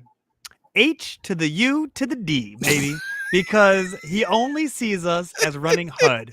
Okay, he thinks that literally urban development means black. That's a black job in Trump's mind. Yep, the HUD. And who did he point in the first presidency? Ben Carson, another black guy from Detroit. God damn it! Damn it! I think it's somebody I used to hang out with that used to love that guy, and I'm just like, he was a brilliant brain surgeon, but then it's like, well, did you operate on yourself? Like, what happened? Somewhere I think somebody operated on him. So I think it's safe to say that firing military leaders who don't that aren't loyalist or don't abide by your political agenda is somewhat fascist. If you don't think that is something that I know would be removing portraits of generals from the Pentagon. Yeah. Who you have an issue with. So Donald Trump was so petty that he had the portrait of General Milley removed from the Pentagon. The decision was an early salvo by the new administration against a military that President Trump has assailed for a variety of perceived offenses. So that's how little he is. Think about something so petty, which he's not even in there. He's not even in the Pentagon. Not like that. But like you said, like How this is the dude small leading the free world. Like, yeah. How small do you have to be to be like, you know what? I don't like this guy. From what Stormy Daniels said, 3 inches. You know, and 90 seconds apparently. You know how small Ghost is? Move your inauguration inside because you ain't got the numbers, player. That's what it is. Straight facts. Yeah. You know what I mean? Even though you want the flags all the way up, you still going inside. Yep. That's a reality. Imagine if Obama had done that, though. If Obama come in and been like, you know what? I don't like that general. Take his photo off the wall. That can't happen. Just remember that a tan suit was the biggest issue with the Obama literally that they ran with. And Nixon had a tan suit. It's bullshit. It's just bullshit. Thank you, Kate. Kate said thank you so much for all you being here. Appreciate that. That's awesome. It's just like I said, it's crazy times. The next thing I wanted, post what Just a Girl just wrote about this. What is it? I love that the flag cords were frozen. we can't put them up, sir. You know they have dainty hands. You know these conservatives have dainty hands, so it's not happening. My gloves, small, witty, itty bitty hands. Yeah. Oh my god! Somebody said when he was signing the executive orders, "They're like, do you see how white his hands are and how orange his face is? Like the contrast was so bad. It's so bad. It's bad. He's an embarrassment. The people against the LGBTQ community and drag queens, they voted for a dude that wears mascara, orange paint, lifts in his shoes. You know, does his hair up in some kind of. They love a drag queen. Let me tell you, they do. They get turned on by him, and they don't like that. They do. Well, you know, I don't think I'm certain. That's their problem with transgender people, particularly transgender women, is that when there's so many of them that you can't freaking tell, and when they find out, they can't handle it. Like they short circuit. And that's literally why there's so much hate. That's why there's so many times where they get beat and killed. Yeah. They go straight to gay. I'm like, that's not your. It's like, why does that have to be your? Yeah, they're not getting it. They're not getting it, man. They don't get it. I don't know. I don't talk to those people about that. They're gone. I want to talk a little bit about this bishop from Washington, Bishop Marianne Edgar Budd. She did a little speech, and I'm going to play a couple minutes of it because I think it's worth all of our listeners listening to, especially those of you who are listening overseas. So make sure that you hit that subscribe button so that you don't miss a Friday episode or anytime that we drop our special episodes that we've been doing lately. As always, thank you for your support. We don't take you for granted. And we're just looking forward to building this community with you and fighting back against these fascists and Donald Trump for the next 4 years. So that's right. Make sure you support us because this is how we combat them. We have to have the platform. We have to have the megaphone. We have to have the people taking our message and spreading it. So it's up to you to take us and project this message. So we depend on you all. So help us. So with that, I want to go ahead and play this video because I just think it's worth replaying on the platform. In the name of our God, I ask you to have mercy upon the people in our country who are scared now. There are gay, lesbian, and transgender children in Democratic, Republican, and independent families, some who fear for their lives. And the people who pick our crops and clean our office buildings, who labor in poultry farms and meat packing plants, who wash the dishes after we eat in restaurants and work the night shifts in hospitals, they may not be citizens or have the proper documentation. But the vast majority of immigrants are not criminals. They pay taxes and are good neighbors. They are faithful members of our churches and mosques, synagogues, Wadara, and temples. I ask you to have mercy, Mr. President, on those in our communities whose children fear that their parents will be taken away, and that you help those who are fleeing war zones and persecution in their own lands to find compassion and welcome here. Our God teaches us that we are to be merciful to the stranger, for we were all once strangers in this land. May God grant us the strength and courage to honor the dignity of every human being, to speak the truth to one another in love, and walk humbly with each other and our God for the good of all people in this nation and the world.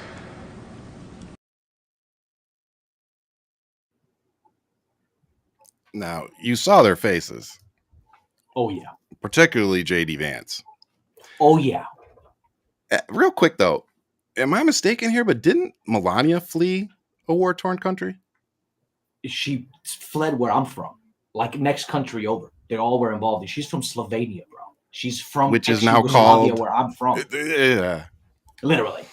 Yeah, no, we make the Bosnians make fun of that shit all the time because she has Melania. That's an Eastern European name, bro. Ivanka is an Eastern European name.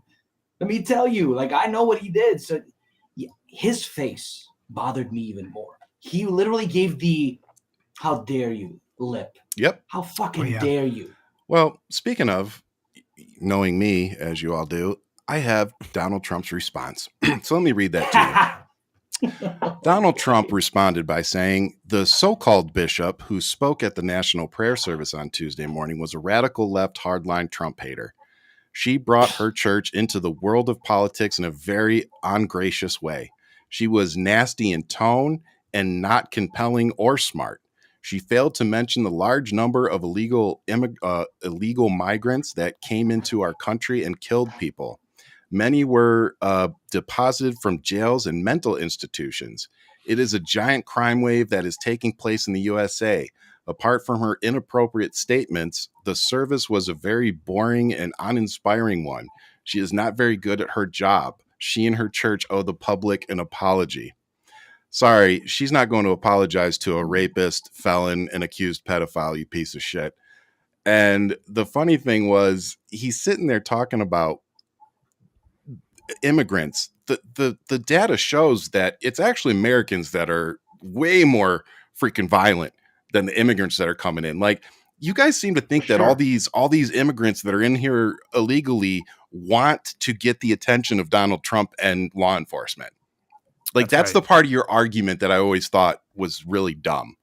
It's like, oh, all these illegal immigrants are coming here and committing all these crimes. No, they're not. They're coming in and hoping they can get a fucking job. Like, you know, are there violent ones? Yes.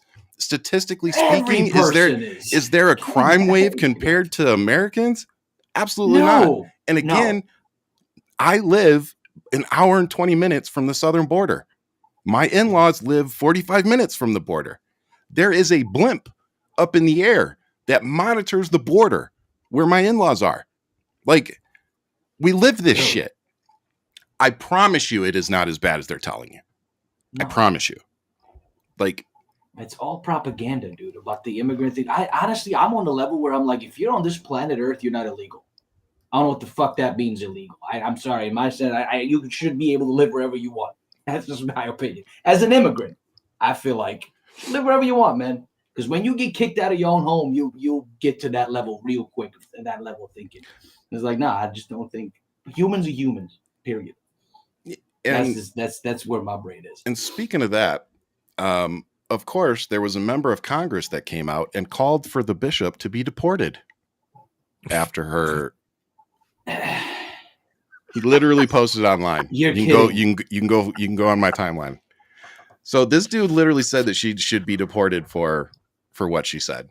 And everybody's like, hey, dickbag. She was born here. Like, she's a citizen. No. Not guys, even somebody, not even a naturalized citizen. Like, she's born here. They don't care. They want anybody who does not agree with them out. Yes. Okay. Yeah. If you protest, they want to be able to kick you out. They want to have that Yeah. threat. And this is the thing that is so interesting to me, is that there is an actual study coming out where people are saying that they don't like the way that the church is going because they think it's too liberal and too soft. And you're like, this is literally the teachings of Jesus Christ. Like, Jesus, what are you talking about? Jesus wasn't a liberal. Like, what are you talking about? Hippie liberal, Everything bro. that he stood Hippie for liberal. was literally about taking care of his neighbor. His girlfriend was a prostitute. Like, what? Have you read the Bible? Have you read any of it? Have you taken in any of the teachings? So here's what Donald Trump has taught me. That is that he and MAGA and JD Vance, Elon Musk, all of them, they were the ones that would have nailed Jesus to the cross. Yeah. And Donald Trump would have been the one standing at the base of the cross, jabbing him with the spear. That's the reality. Elon would have taken pictures at the end with his kid on his shoulders. Yep, and posted it on X. Yeah. Yep. Do you mind pulling up that little truth, quote unquote, of his one more time? I want to show you something that I noticed at the end of it. And I'm like, you can tell this motherfucker's so mad. That little T at the end, he's so pissed to press that bitch so quickly. He was like, I gotta send this motherfucker out. Take this, Bishop. That little T was that's so good. That was a finger mess up. He didn't even want to fucking erase it. Yeah, keep that T in. I don't even care. That's so good. Petty that motherfucker is, dude. That's so good. You know, I just had to show you that. The kicker is apparently Pete Hegseth has been got confirmed. Oh, told you. I fucking told you. Yeah. How do you feel as a military man? How the fuck do you feel about It's a fucking joke. Yeah, absolutely. It's a fucking joke. I said earlier today, my family, like, I actually counted it up. My family's given 127 years of military service to this country. And that's just the family that I know of. You're kidding. No. Oh shit. So it's like I explained it to Sadia, actually. I texted her and I said, the day after the election, I woke up feeling the same way I felt the day after I woke up and my dad died. Fuck.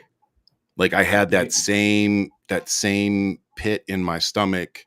Dude. that it's like watching something you love die. And you can't do anything about it. You're helpless. Oh. There's nothing we can do. Vance was the deciding vote, just so you know. Told you. I fucking Vance told you. was? Just like I fucking said. Go back and look. Right. Let me know when I start being wrong about this, Ian.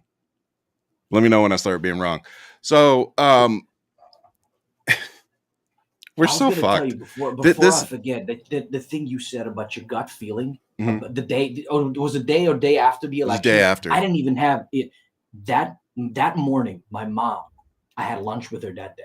I went and talked to her because she escaped as a 20-year-old out of bullshit. I'm not going to go back into that, but I sat down and had lunch with her, and she was like, bro, when I found out that he was president, I felt like the day that I left Bosnia.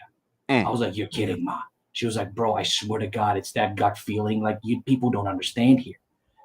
When you just said that you had that same shit, I don't understand it because I never had that gut feeling. My mother has, where it's like something bad's about to happen or something really bad's going to happen because of this person. And she had that same feeling in Bosnia. That's staggering, dude. I couldn't believe my ears when she said that. I was like, you've got to be kidding me. Blew my mind. I said, huge. When I text my friend that's, ex special forces, like I said, when he says this is bad, like, it's bad. No, it's not. The rest of the world Are you is fucking serious? The Gulf of Mexico is now the Gulf of America in the U.S.? They actually voted that in the U.S. anyway. And that's a New York Times article. Shut up. Did they vote it? That was is it official? Became a thing? That is his official Trump on Friday. Yeah, look it up, Ghost. That had allowed. I'm looking it up right now. Promises. Yeah, 4 hours ago, Gulf of Mexico name change now official. Holy fuck! I'm done. What? Fuck this motherfucker! Fuck! AP magazine said Gulf of what I've never seen Ryan leave the show before. Trump's Interior Department. Yeah, they literally were like, his department said, yeah, it is officially the Gulf of America. I'm not calling it that. I'm not calling it that. So my whole point is, how many people, and you guys in the group chat, let us know how many are going to switch the name to this, because it's not lowering the prices of insurance. It's not helping to build homes and the house crisis that we have. It's not taking care of any table top kitchen item issues that we are talking about that he ran on. This is not helping anybody in general when it comes to this country and bettering it. The imperialism that he's talking about of going against Denmark. Did you guys hear the conversation with him and the Prime Minister of Denmark? Ryan, have you heard anything about that? Ghost, have you heard anything about that? I heard the Prime Minister told him to eat a dick, basically. Like, no. Practically. Didn't go well. It did not go well. And the only thing I can say to you is, you pulled us out of NATO. You pulled us out of the WHO. You literally are starting shit with us, with Mexico, where they are not allowing you to do any of this. They're now talking about kicking out Americans out of Mexico because two can play this game. And then on top of this, you do shit like this. You are a joke, sir. You are a joke. And there's nothing you can do. I'll add another one. Shoot. Yeah. I got another one for you. Canada about to shut the power off on February 1st. And let me tell you something. Vermont, New York, Michigan, Wisconsin, and a couple other ones are going to get fucked. Yep. Because of Trump. And I welcome it. Canada is also our biggest importer of oil compared to anybody else. They don't get that. They don't. Ryan, that's too much thinking now. You're on a different level of thinking now. These people can't fucking think like that. That's what Jen tells me all the time. She's like, honey, you're just at a different level. You're on another spectrum, my man. You're somewhere else, bro. I hope Canada and Mexico show how deeply tied we are with the president of Mexico is about to fuck with him. Please, she's about to fuck with him hard. She has already started. I can't wait. And it's a masterclass on her end. But watching what's going to happen if they do shut off Ghost, I may not be here for next week's show, but you know what? Because I won't have power. You're in New York. I'm in New York. My man, Ryan, you might get shut off. I'll bring Ghost on. Yeah, we'll be good. Ghost, you're my. I'll fucking come on as a sitting guest. Yeah, dude. You might see me with my phone, just looking like what's that movie, Blair Witch? In the back with like one light on. If your LTE is working, if your LTE is even working over there, 5G. Oh my God, dude! I didn't realize it. You'd be screwed, Ian. I accept it. I happily accept it. You know why? Because I'm born and raised from Michigan. We've dealt with it all. I'm not worried about Detroit. You know what I mean? I love it. Here we go. Love it. It'll be on site. Yeah, please. This man is literally insane. This man is losing his mind. He's fucking insane. This is old age. But their people are fucking loving it. It is old age. Oh, yeah. That's the bad part. There's so many people out there that are just eating this shit up. And it's like, loving it. I text one of them. I go, really? Gulf of America? And all they wrote back, I go, what about your eggs, your groceries? And they go, has a good ring to it. And I go, okay. Bro, these MAGA people are like Ozzy when he's like, do you have any drugs or alcohol? Give me some. That's literally them. You got any MAGA shit? Give me some. Yep. These people are insane. He is the Mad King. I can't think that way. Like I said, you and I, Ian, we're on different spectrums of thinking. Well, you know what it is? My wife, your wife, you know? It's because we travel. They literally say. Unfortunately, I've traveled a lot. There's a reason why they say you should travel. Because you have a bigger view. You don't really see, you understand the meaning of borders, but you take in culture. You take in what makes us human. Yeah. You find empathy with what's going on in the world. Being in Japan for 2 years, was very eye-opening. Yeah. And I mean, it's not like being in Iraq or anything, but you're still around another culture, like you're living in a different country. You have to conduct yourself in an acceptable way in their culture. When you're off base, so just having that experience, it's like you have that experience of having to adapt to somebody else's culture, to their country. And it's like, it's just eye opening. It's a great experience for anybody. you know, and then to live there for 2 years, just, and I think that is a part of why I look at things the way that I do, you know, and then we're talking to people, you know, that have never left Detroit, you know, we're talking to people that have never left Arizona.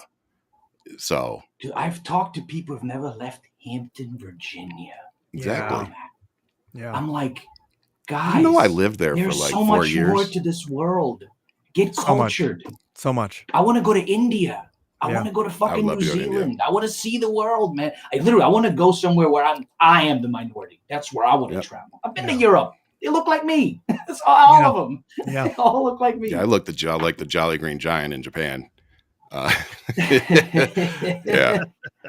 No, again, it's nice to be able to have that experience. I wish more Americans did. I think it would probably change a little bit of things, but this is what we're dealing with.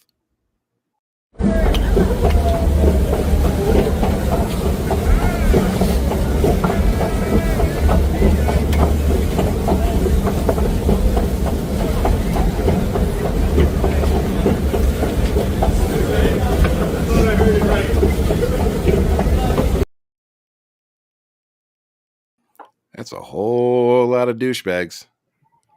So those were a bunch of white supremacists that showed up to Washington, D.C., I guess, see Trump speak. They're coming out of the woodwork. You know what Jen said? She's like, why cover your face now? You fuckers won. No, because they do realize. They do realize. They know. This doesn't translate well back at work. It doesn't translate well back in their communities. It's the whole reason why it's the new hood. It's the whole reason. Cops, because they are your firefighters in there. Doctors. They are your lawyers. You know, they are educated people. Yep. People that you think are educated. Teachers. Yeah. It's that's what I meant by that. Yeah. It's that not, they think Brian, they're educated, but they're not. Yeah. No, guys, because it's not that they're not educated. It's that they are overrun by hate.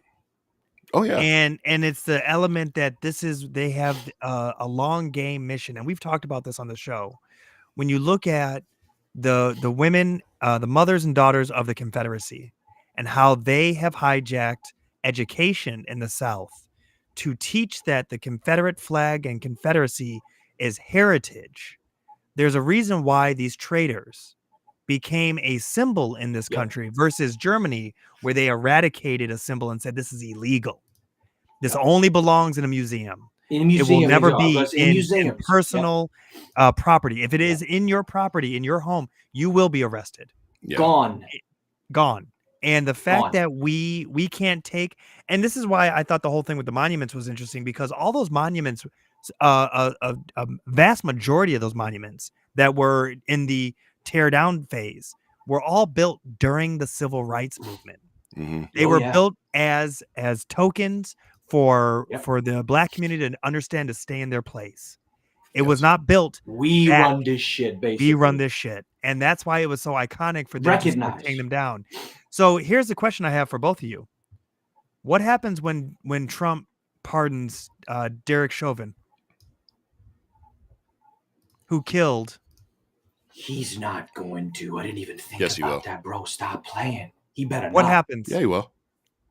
What happens? You know what? Nothing. Proud Boy fucking leader is out. You know what? I wouldn't be surprised if a murderer was out. Yeah, I wouldn't be surprised. He's going to do it. What's going to happen? He's going to further embolden the 1,500 fucking domestic terrorists he let out. He's going to further embolden the people in the military and the people that he's putting back in that the military kicked out because they wouldn't take the COVID vaccine.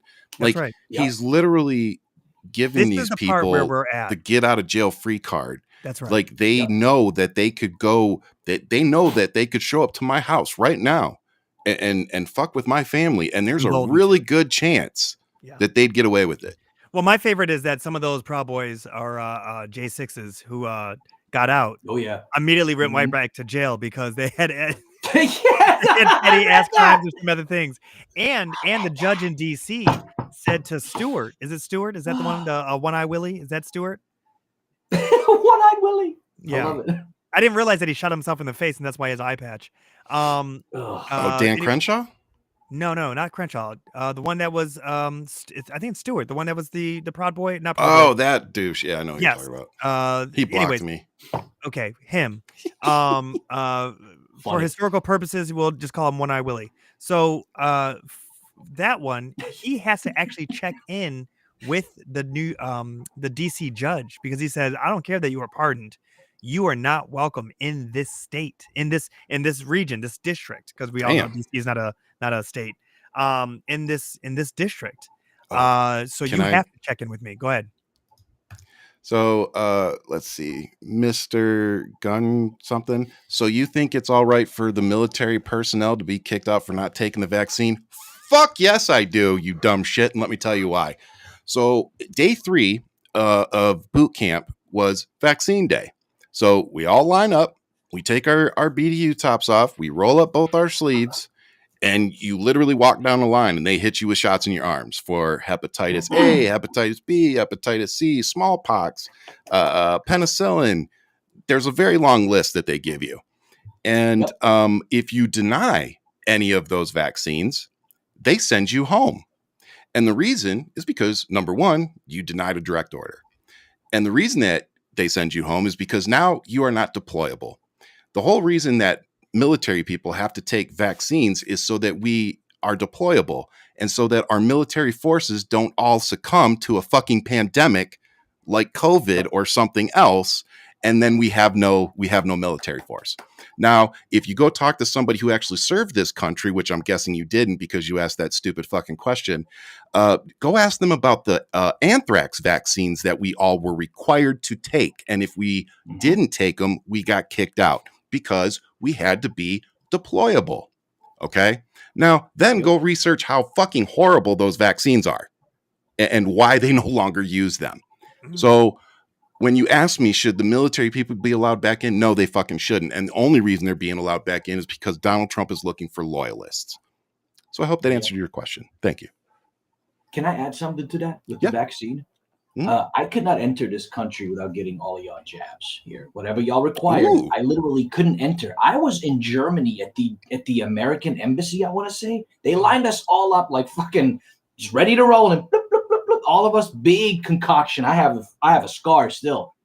13 years old. I could not enter the country. And why? Because that's what normal people do. Get vaccinated, man. Yep. We don't fuck around with this kind of shit in Europe. People look at you, you're like flat earthers. People that deny the vaccine and flat earthers are fucking equal to me, man. They're identical. Like I don't talk, like, excuse me, what? You don't believe in vaccines? Gotta let you go. I gotta let you go. Yeah. Just go away. Goodbye. So, why get Ryan, hostile? Let me jump in real quick before you. Real quick. I know Ryan Rand's coming. No. With that. Ryan Rand's coming. Two things about that with your question. This is science. We're talking about a vaccine that was created under Trump with his administration, warp speed first and foremost, and we're talking about a global pandemic.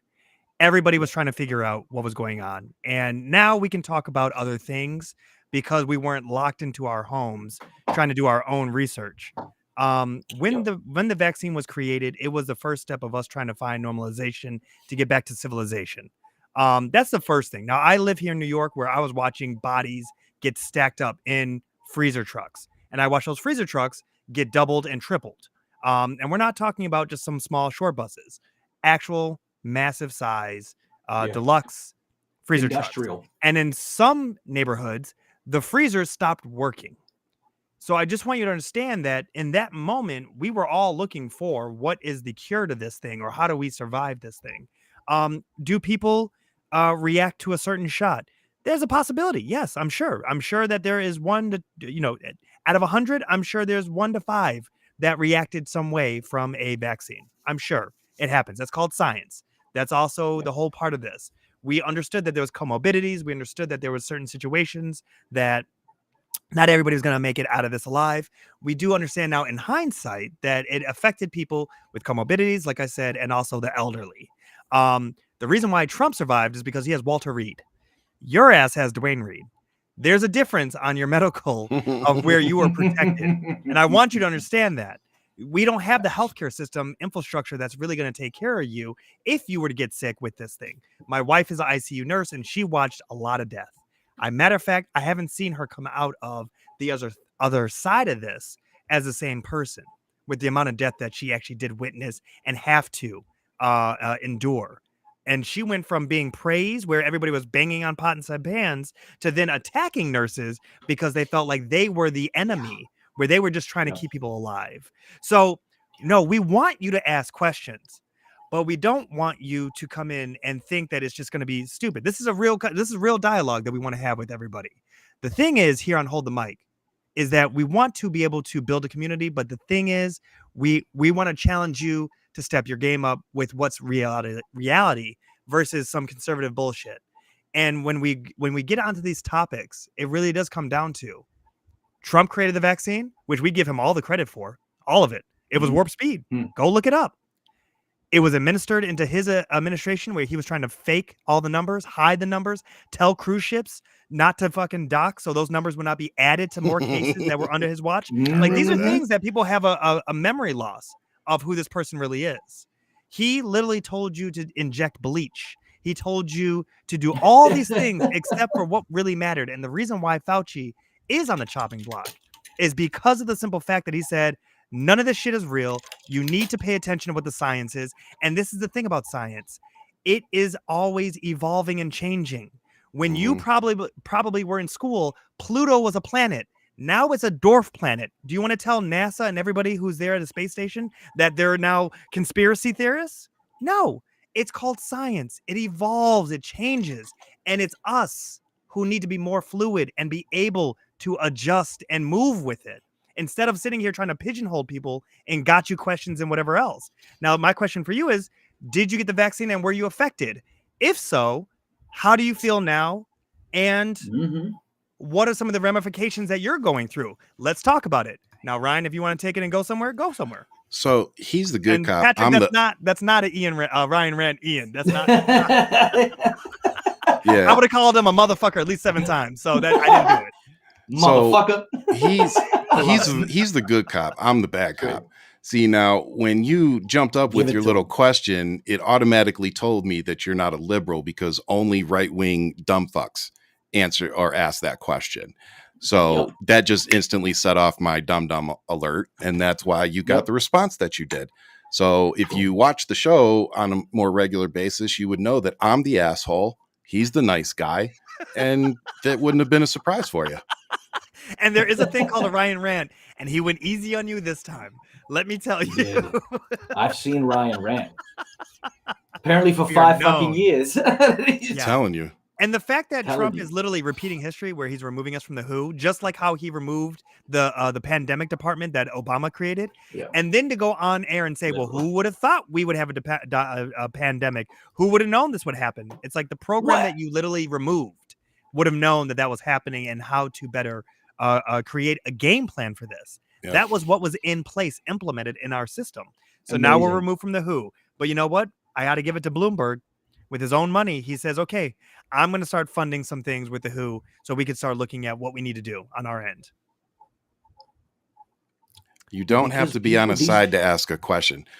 But I just asked you a question, though. So yeah, you didn't answer his question. Answer my question. Again, I would love to have the dialogue with you. You're missing the point of what I said. Your dumb question is usually only asked by one side. So, you know, again, if you're asking that dumbass question, like, I don't know how you expect somebody to take you seriously. Like, oh, you believe that? Yes, I fucking believe that. And again, it just shows people, like, in the military, if you refuse a fucking order, like, they don't just go, oh, you don't want to do that? Okay. Like, that isn't how it fucking works. How is your wife? It's not like a job. It's not like a job where you can just, oh, I quit.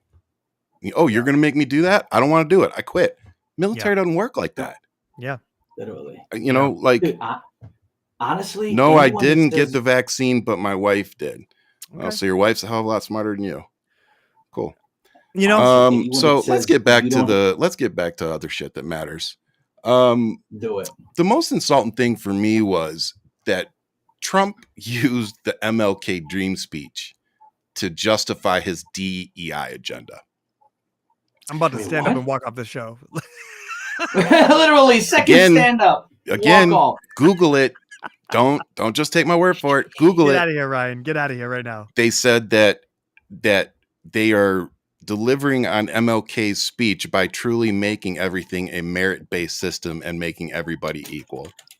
And it's like, bitch. Like, you know exactly what the fuck you just did. And the fact that they used MLK's I have a dream speech to do it as the delivery system, as the pill.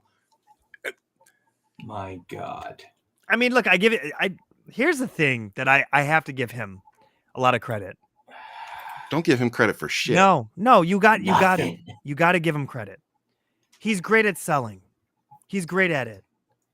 He sold America the dream. You know what I mean? Of what's going on. He's good at manipulating. He's good at conning. That's selling. That's selling, guys. Marketing is selling. It's all there. You know, he could sell you It is a form of manipulation. You're right. It is. It completely is. It is. Damn.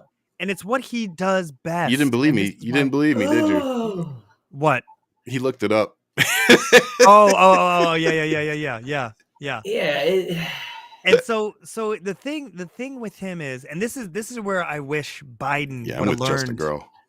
I wish Biden would have learned from this, and by that I mean, looking at how Trump gets on a world stage, a soapbox, his little Twitter fingers, whatever the case is, with the extra T at the end, he will bring a light to something and pinpoint on it and create us as a beehive to focus on that thing. Mm-hmm. He's great at that.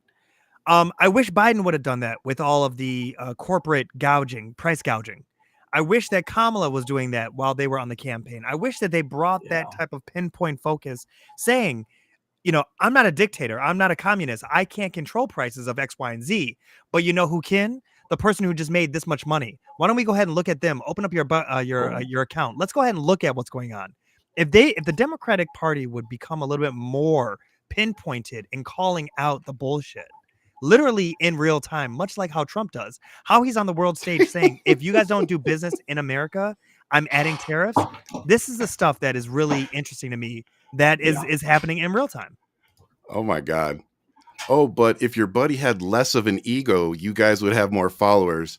Look, dude, you guys love fucking Donald Trump talking about how fucking smart he is every goddamn day. And you want to come here and talk about my fucking ego? Like, again, when I start being wrong about all you pieces of shit, let me know.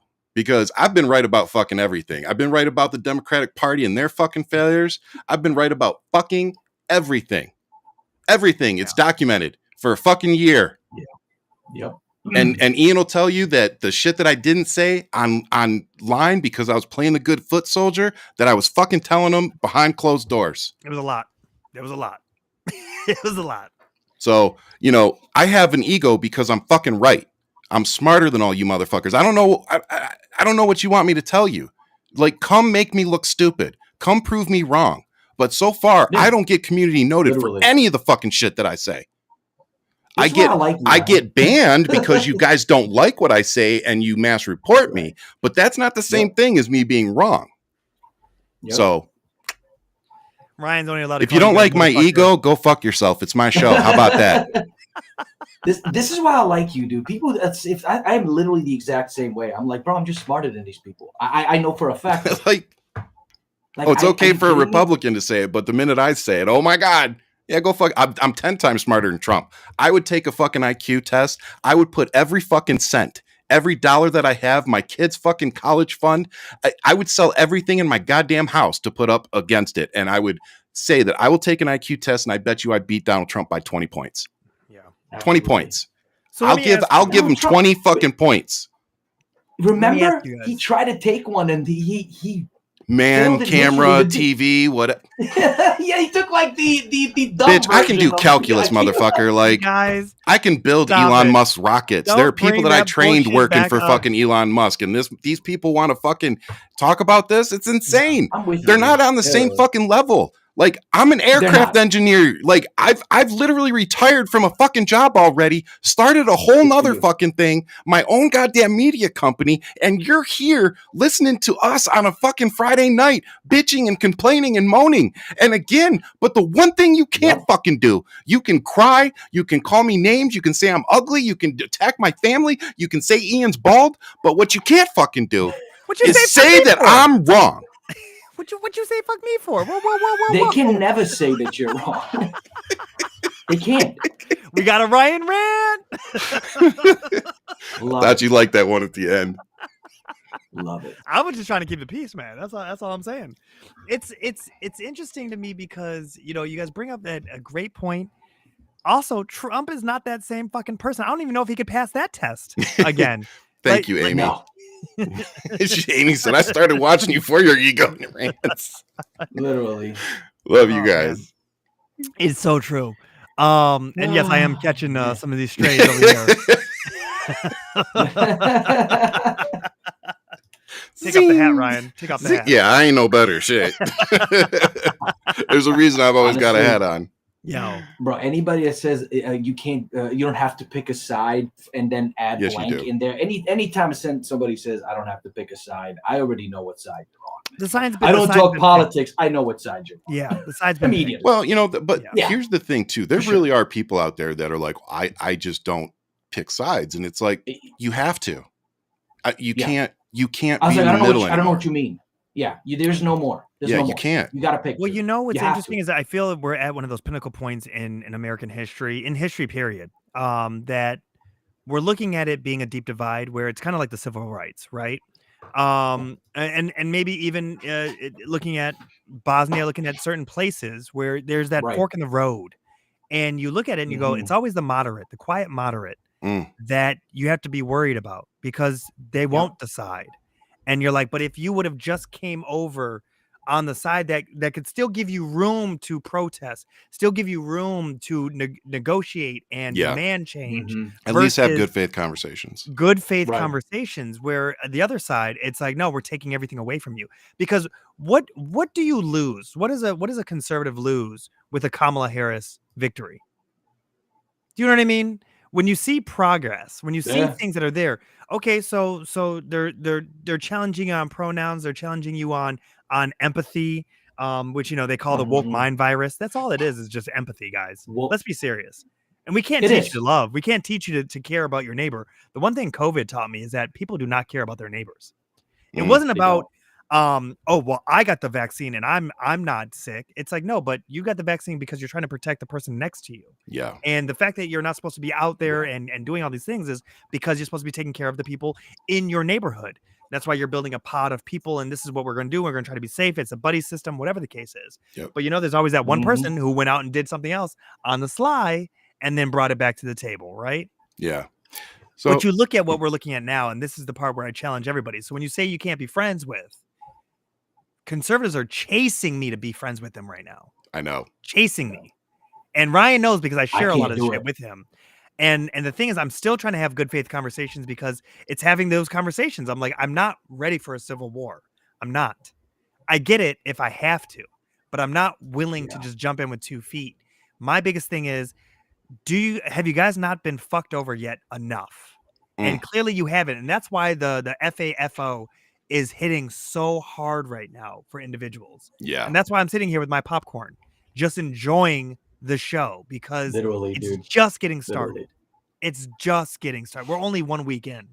It's just getting started. Speaking of, you know what I've learned? Oh, go ahead, bro. I was going to say, you know what I've learned, just to add to your thing? This country has so much apathy. Not empathy. Apathy, dude. Yeah. It's insane. Yeah. Why do you think you don't have universal health care, child care, college, maternity leave, bro? Y'all don't have maternity leave? Well, you think I'm 36. I'm never having a kid in this country. I can't. I don't even have maternity leave. I can't, man. I'm not spending 15 grand on a kid. But the point is just a lot of apathy, dude. People just don't care. Yeah. No. Too much selfishness. And it's insane to me. Yep. So I wanted, before we move on from the insulting fact that Donald Trump used MLK's dream speech to push his DEI agenda, I wanted to play a couple videos. This is him after signing, 20 something executive orders that he didn't even read, somehow he did know what this one was and decided that he wasn't sure if he wanted to sign it. States, and that's it. It's not going to happen anymore. Thank you very much, everybody. All right, guys, let's go. One last one, sir. This is your Martin Luther King Day proclamation. Thank you, Press. Thank you, sir. Thank you, Press. Thank you very much. Thank you, guys. Thank you. Hey, let's go. Thanks, Press. Thank you, guys. Martin, this is Martin. Let's go, guys. What are we doing on this stuff? All right, guys, let's go. Sir. Thank you very much. Thanks. All right, thank you. Yeah. Is this off? Recording? So the camera guy apparently was trying to leave the camera on to see if he'd sign it. He never signed it, at least not on camera. Mm. So you literally hear the guy twice. He comes over and says, "This is the Martin Luther King Jr. proclamation," and he opens it, and you literally see him. He's waiting for everybody to leave. Like he's just sitting there. Oh, yep, thanks. Blah blah blah blah blah. He's literally just waiting for everybody to stop recording, and then the people come and tell them stop recording. Yeah, bitch, why didn't you sign it? He told them twice what it was. Why didn't you just sign it? More importantly, why didn't you give him the video clip of you signing it like you did everything else? All the immigrant bullshit, everything else that was useless. Why did you give them the video clip, but you wouldn't give the video clip of you signing the MLK Proclamation? And what was that supposed to do? What was that? What was it? The meaning, the significance of this? I'd have to go back and read it. Okay. But it's like it's something involving with Trump, and it's dumb. Yeah, it has to be. I mean, it's all showboating. It's the just whole red thing meat. showboating. But why not sign that? Look at me, baby. You know what I'm saying? What that is. So I got 2 inches, so I have to be bigger. That's what that is. So I also wanted to play this video. Open borders with people pouring in, some of whom I won't get into it, but you can look at them and you can say. So we're just going to be looking at brown folks and just assuming criminal. There's a phrase for this. It's called racial profiling. Literally. Yo, man, is this why ICE is trying to go into schools in Chicago and pick up Dora the Explorer? Why you fucking up my timeline? In New York. Why do I even bother sending it to you? I told you I'm the chaos agent, baby. I told you I was going to do it. I love my it. God. I love it. Like, I think because so many Americans don't have the time to do what, like me, Ghost, and even you now, we spend so much time watching this stuff that it's like, I don't think America is really paying attention. Like, I don't think they're hearing half this shit this dude's saying. No. And he like, looks 160. I mean, he's looked off for a while to me, especially if you compare him to photos from like 2-4 years ago. And they still continue to use his old photos for anything where it's him calling in. Or it's AI to shit. Or AI to shit. Yep. Yeah. That new one with his eyebrow raised. It's like, really? Well, all the lighting that he used for his presidential. Come on. That's a pretty penny. Mm-hmm. God, he's just such, he's such a soft little bitch. Vote? It's like having a president that, like, if I saw him walking down the street, like, I'd laugh at him. You know what I mean? Like, there's no respect. Like, yeah, like he gets laughed out of town. I'd heckle him. I'd be like, "You're a piece of shit." Like, yeah, literally. Yeah. Like, why are you standing in front of me? Get out of here. Yeah, like, yeah. He's a joke. He's a joke on the world stage, and I love that anything that he's ever said about Joe Biden, Kamala, Obama, and how America's a joke, it's projection. Mm-hmm. The moment he walked in, everybody started laughing. Yep. Gulf of America. Go fuck yourself. Yep. And apparently that's the thing now. Gulf of America. I'm not on this fucking show. It's not. I'm good. Not on this show. And I promise you, if you go to Mexico, they ain't calling it that shit. No, they're gonna and they're gonna be calling America something else too. Make America Mexicana again. America Mexicana is what I think she said. It was beautiful. Shout out, Madam President. Yo, don't blame you. Don't blame you one bit. Dope. She's so dope. So I wanted to talk about something even more alarming than removing generals' portraits from the Pentagon and standing on a stage and admitting to potentially, I should say, admitting to stealing an election. This letter came out from NASA, and it went agency-wide, and it says, "Dear agency employees, we are taking steps to close all agency DEIA offices and end all DEIA-related contracts in accordance with President Trump's executive order titled Ending Radical and Wasteful Government DEI Programs and Preferencing and Initial Recessions of Harmful Executive Orders and Actions. These programs divided Americans by race, wasted taxpayer dollars, and resulted in shameful discrimination. We are aware of efforts by some in government to disguise these programs by using coded or imprecise language. If you are aware of a change in any contract description or personnel position description since November 5th, 2024, to obscure the connection between the contract and DEIA or similar ideologies, please report all facts and circumstances to DEIA Truth at opm.gov within 10 days. There will be no adverse consequences for timely reporting this information. However, failure to report this information within 10 days may result in adverse consequences. Thank you for your attention to this important matter, Janet Petro." So NASA now has a bounty program where as long as you turn them in within a reasonable amount of time, there will be no adverse effects for you.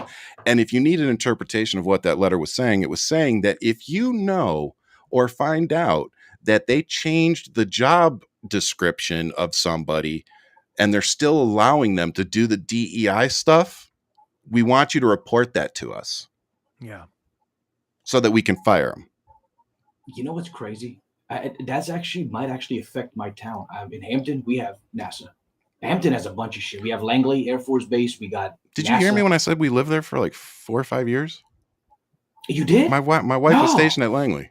She was literally across the street from the big NASA thing on Langley. 5 miles from that motherfucker. Yeah, we lived in Hampton. Slipped my mind. Didn't even know that. Yeah. What? You know what? It actually makes sense. You know how many people stationed here, dude? It's thousands. It's a ton.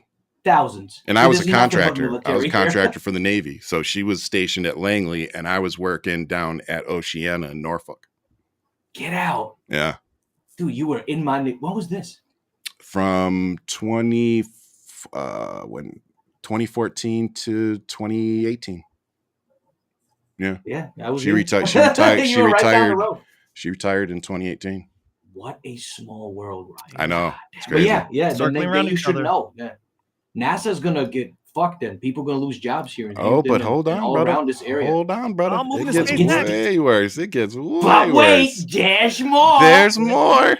So this is a memo that went out to OPM. So pretty much the whole military. And it's to heads and acting heads of departments and agencies from the Office of Acting Director of U.S. Office of Personnel Management. That's what OPM stands for those who aren't familiar with the military. U.S. Office of Personnel Management, OPM.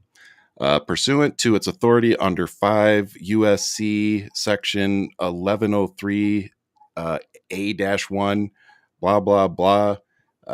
OPM is providing the following initial guidance to agencies regarding the president's executive orders titled Ending Radical and Wasteful Government DEI Programs and Preferencing and Initial Rescissions of Harmful Executive Orders and Actions, which repeals Executive Order 14035, Diversity, Equity, Inclusion, and Accessibility in the Federal Workforce.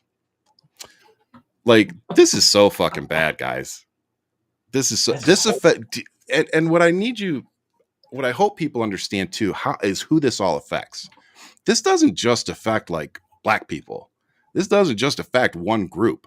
Like if you're a disabled veteran, Donald Trump just made it so that you get no preferential treatment in the government system. Now, before, if you were 100% disabled, you got 10 points towards your job. under your job application. It actually helped you get a job. Now that's not going to be the case anymore. And I also want to remind folks that things like DEI and equity and inclusion and these programs, the reason they were a thing is because these people were qualified. They had the qualifications, but they never got their foot in the door because they were the wrong color, because they were the wrong race or gender. You know what I'm saying? Like, there's a reason that all these things were necessary. And now they're being walked back. And when you hear people who have come from war-torn countries, who are immigrants, who experienced Germany in 1945, when you hear those people literally screaming from the rooftops, waving their arms frantically, telling us, this is what we saw happen. This is how it started. They're not joking. And if you don't want to listen to them, again, we're not trying to start a cult. We're trying to educate. Go Google. Go watch some freaking videos. Educate yourself a little bit. If you can't go watch some of that stuff and then watch today's news and go, yeah, there's some similarities. Then I don't know how to have a conversation with you. And that goes back to my ego and telling you all to go fuck yourselves. They don't want to read. They don't want to look into the information that's literally in English, just like they like it. It's black and white in English. And they don't want to learn it, dude. That's what's scary. And this country likes to manipulate a lot of shit, y'all. Y'all's media likes to both. Mm-hmm. They're all lobbyists. They got the pockets of the billionaires, man. So they love to throw their own info out. This is a great comment. Buy this touch and shit. Kaz said, we will need identity papers very soon. They're already telling people that they should probably start carrying their birth certificates and or passports. Well, what do you think about that? I don't have one. What do you think about that vet who was in Jersey, who ICE raided a building, no warrant, no anything. They got his military ID. They told him that it was fake. They still arrested him, American citizen, officially arrested by ICE this week, today, this morning. It was Can you send it to me? Can you text it to me? Yeah. He's not wrong, dude. That shit gives me because I saw one, but I saw one, but when I went and looked into it, it was from 2019. No, this is today. The New Jersey mayor was pissed. There was one from 2019. It was a Marine who was born in the United States. They ended up detaining him for 3 days. When they arrested him, he had his military ID, his driver's license, his passport, and his dog tags on him. They kept him for 3 days. And now that you're saying this, it puts even more of a heavy feeling on my shoulders because I'm not born here. I'm a naturalized citizen. Mm-hmm. I worry about you. I ain't gonna come and fucking get rid of my wife. I'm married to an American, so I don't know how that works. So in that sense, I know that you can't really get. I don't know with this whole Trump shit. Maybe that wouldn't even matter anymore. But I don't know. People always tell me, bro, you're white, and yes, unfortunately that's the way they look at that. And they shouldn't, but that's the way they look at it. But I don't know anymore, man. Yeah, I don't know my government name. They look at my government name, they're gonna be like, Who's this fucking guy? Who's this? Who the fuck is this guy? Just tell him you're Melania's cousin. That's all. I'm Melania's cousin. She knows me. Especially if they find out my content, they gonna find out who the hell I am and what I do. Bro, they're gonna be like, get this son of a bitch out. Where am I gonna go? Am I gonna drag my wife to Bosnia where 60,000 mines are everywhere? Like, nah, man. Yeah. I don't know, dude. This whole deportation shit, it hits home for me, man. I mean, because these fucking people. Yeah. I mean, I assume, I'm going to assume that this is a yes, but can you kind of explain maybe a little bit the level of anxiety that you're having right now, and is it increasing, daily? I'm gonna tell you, I am waiting for 3 or 4 therapists. It's getting to the level where I can't even get in because so many people are seeking therapy because of the shit that's happening. This stuff, this whole border czar motherfucker, this whole thing, it's like a pit in my stomach where I'm like, Am I about to repeat my life? Like, my mother was in her 30s when she got pulled out of Germany. Am I about to be? Is this like a whole circular thing? That's not how human history and history in general should work. We should not do a circular and keep repeating the same shit over and over. Nah, man. So to answer your question, my anxiety is I need a fucking therapist ASAP. Yeah. And that's the level that I'm in, man. I'm waiting. Nope. I need to call those motherfuckers, man. What are with some of the triggers? What are, would you say, a couple red flags that you're waiting to see, where we've crossed into the point of no return? Oh, they crossed it, dude. The moment they got people lined up, like walking into those foreign agencies in different states. One in Illinois, one in New Jersey. There's a couple, 3 or 4. I have a friend of mine, real close, that deals with that kind of shit in her private life. So her and I talk about these things because she's Hispanic, Latino. So she knows. Yeah. And the only way I could tell her, I'm like, bro, this is really bad. This is off to a horrible start. They already crossed the line. To answer your question, the line has been crossed the moment you start pulling people out. They crossed the line in 16 with the camps, man. Right. You know how I felt when I saw these people in fucking camps? Yeah. Like, I'm foreign. What's the difference between my ass and my family being in that motherfucker? Right. Straight up. Just because I'm white, that's irrelevant. I think about that old Jewish proverb, that poem about who they first came for. You know, they came for the socialists, and I didn't say anything because I wasn't a socialist. I think about that. Yep. And I will say to you guys that there was some popularity of trying to defend Musk within the Jewish community, because some were leaning on, and we're talking about more the conservative Jewish community. Yeah. And I was like, oh, I'm in their chats, and I was just like, to combat a lot of this. And I go, well, you know, because I see how they're like, well, no, he loves the Jewish people. And I go, just a friendly reminder, Hitler was a Jew. So don't just use that. You know, don't just use how he was with Jews when your own created that whole travesty that you guys live by. Mm-hmm. You know, the whole situation about trying to paint it with this broad brush of again, the apologists and everything. This is where I feel it's new territory. The thing for me is that they just closed down all of the legal support that immigrants had. Literally in the White House, they have shut down now anybody who is there to be your lawyer that you are given no longer can assist you. So this is a very interesting takeover that is being implemented within the first week. So here's the thing, Gubby dumbass.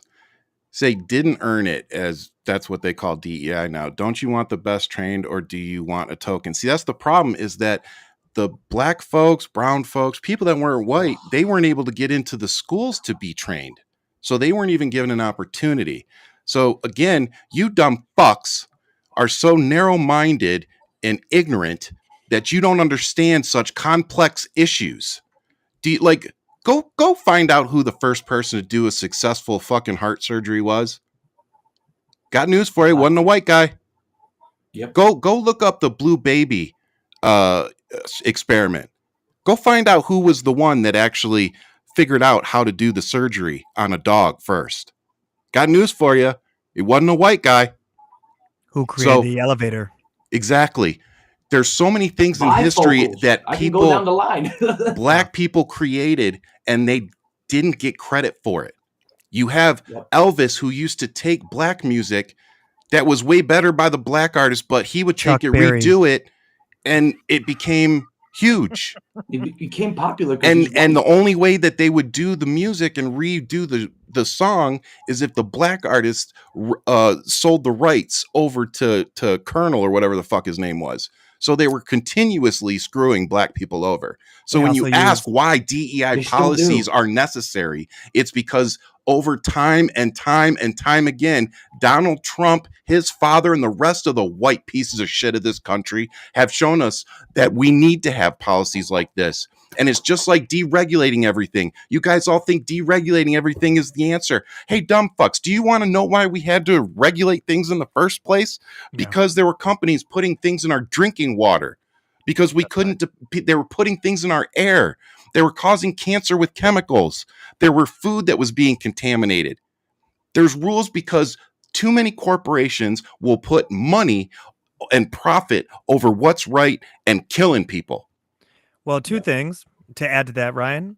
Country music was created by black people, so you can borrow it for now. But it looks like Beyonce can have stole that it. shit. Yeah, well, it looks like Beyonce took it back real quick. And you know, we won't talk about who did it better, but that's that. And also it's because of those regulations that you know, you don't have a Flint, Michigan happening in your neighborhood. But you know, you pull back those regulations and you know, Flint's coming to you. That's a reality. Bro. For sure. And I got to tell you, as a former musician that almost had some kind of a deal with my band, I don't understand anybody that's in heavy metal or rock and roll and does not think black people created this. Bro, I just got really deep. I've always been a fan, but I got real deep into Black Sabbath. Let me tell you, who their fucking influences were? Black people. They're bluesy as shit. I didn't realize how bluesy Black Sabbath was. I'm oh shit, 100%. How are these English white motherfuckers Led Zeppelin so soulful? Zeppelin, Rolling Stones, all of them. They keep going. Yeah, we can go down. They love Chess Records. If anybody just did a history deep dive of music, Chess Records inspired an entire movement of Led Zeppelin, Rolling Stones, Black Sabbath, especially the European Eric Clapton. They loved black music. And you know, General Putnam is right. Big Mama Thornton. Go listen to her version, the original version of "Ain't Nothing But a Hound Dog." That woman had some soul, but it was Chuck Berry who created rock and roll, and it was definitely Elvis who took a lot from Chuck Berry. This is why we get a lot of credit to Eminem for what he did when he started winning awards, when he got into this becoming, you know, just an award winner. Yeah. He stopped he stopped the show and was just like, I got to give a shout out to all the people before. What'd you say? Look at the screen. Look at the screen. Okay. He said, look at the screen. Read. You know I'm hooked on phonics. I didn't know talking about Eminem. I'll just answer some questions here. Look, we got over 2,000 people watching in here, so make sure you hit that like, subscribe button. Go download us on Apple, and make sure you go give us a good review for everybody watching the show. That's right. I wanna touch on, because we've kind of danced around a little bit, but I got this video of JD Vance that kind of touches on what we're talking about. So let me say very simply, I want more babies in the United States of America. You heard him, Ghost. Get to work. Hold on. You know what he means? Let me tell you exactly what he means. Tell him, bro. We want more white babies. We want more white babies. Abortions, they want it illegal because 60%, if not more, are white women. Yep. White babies die. Not a good thing. You're onto something. That's not a good thing. White Fear. If you haven't read White Fear by fucking bro, that book will change your whole perspective on what is happening in this country. You're not wrong. I'll leave that shit in the back forever. It's that impactful. And also, if you go listen to Elon Musk's mother, who said that people need to have babies because we need a labor force to work for my son. Preach. And that really is what it's about. It's about they need more. They want more poverty, more people dependent on them in the system. Yes. That's exactly what it's about. Notice that they aren't writing executive orders to say, you know what, let's pay people $25 an hour so that they can actually afford to have 2 kids, you know, and a car and whatever. Survive. Yeah, just survive. Just survive. You know, because let me tell you, if you have kids and you know how much it costs to just put them, give them health insurance on top of everything else, it's like, yeah, you can't afford to have kids. Yeah. Like, it's like, yeah, go out and have kids, but we're not going to give you anything that you need to take care of. We're not going to provide any health care. We're not going to pay for the school. We're not going to provide any school lunches. Yep. We're literally going to make your life harder. But please go have kids. Really? Yeah. And once you have them, we won't fucking help you. Yeah. And not only we don't care if they get shot in school. So literally. What did George say? They like you in your preschool. No. What was it? You're born, and then they don't like you until you're military age. Then they love you. Yeah. And then they treat you like shit after you're done. And then you're done. Oh, you need help from the trauma? Yeah. Oh, no, fuck you. Yeah. We'll see in 6 months. Literally. So the interesting thing I found here is that JD Vance, Trump, and the Republican Party, they want more kids. Unless they're birthright citizens or illegals, then they're going to show up to your elementary school and they're going to try to drag them out. Now, thank God that the city of Chicago had some educators that weren't having it because they turned them away and they didn't let them in the school. But if you're okay with ICE showing up to elementary schools to drag kids out, there's something fucking wrong with you. And the fact that a lot of you use the Obama cages as a political talking point, and now you're okay with ICE walking in and dragging children out of schools. Again, you wonder why I'm an asshole to you. You wonder why I call you names and treat you the way that I do, because it's what you deserve. Yeah. Like it really is. You're pieces of trash. You voted for a felon and a dude literally accused of fucking a 13-year-old multiple times. Like there's court documents, there's witnesses. You can say whatever the fuck you want. There was a court case. There were witnesses. Yep. You know, and then you guys want to talk about what's her name that accused Joe Biden. But the minute I tell you that she defected to Russia. Stein. Yeah, exactly.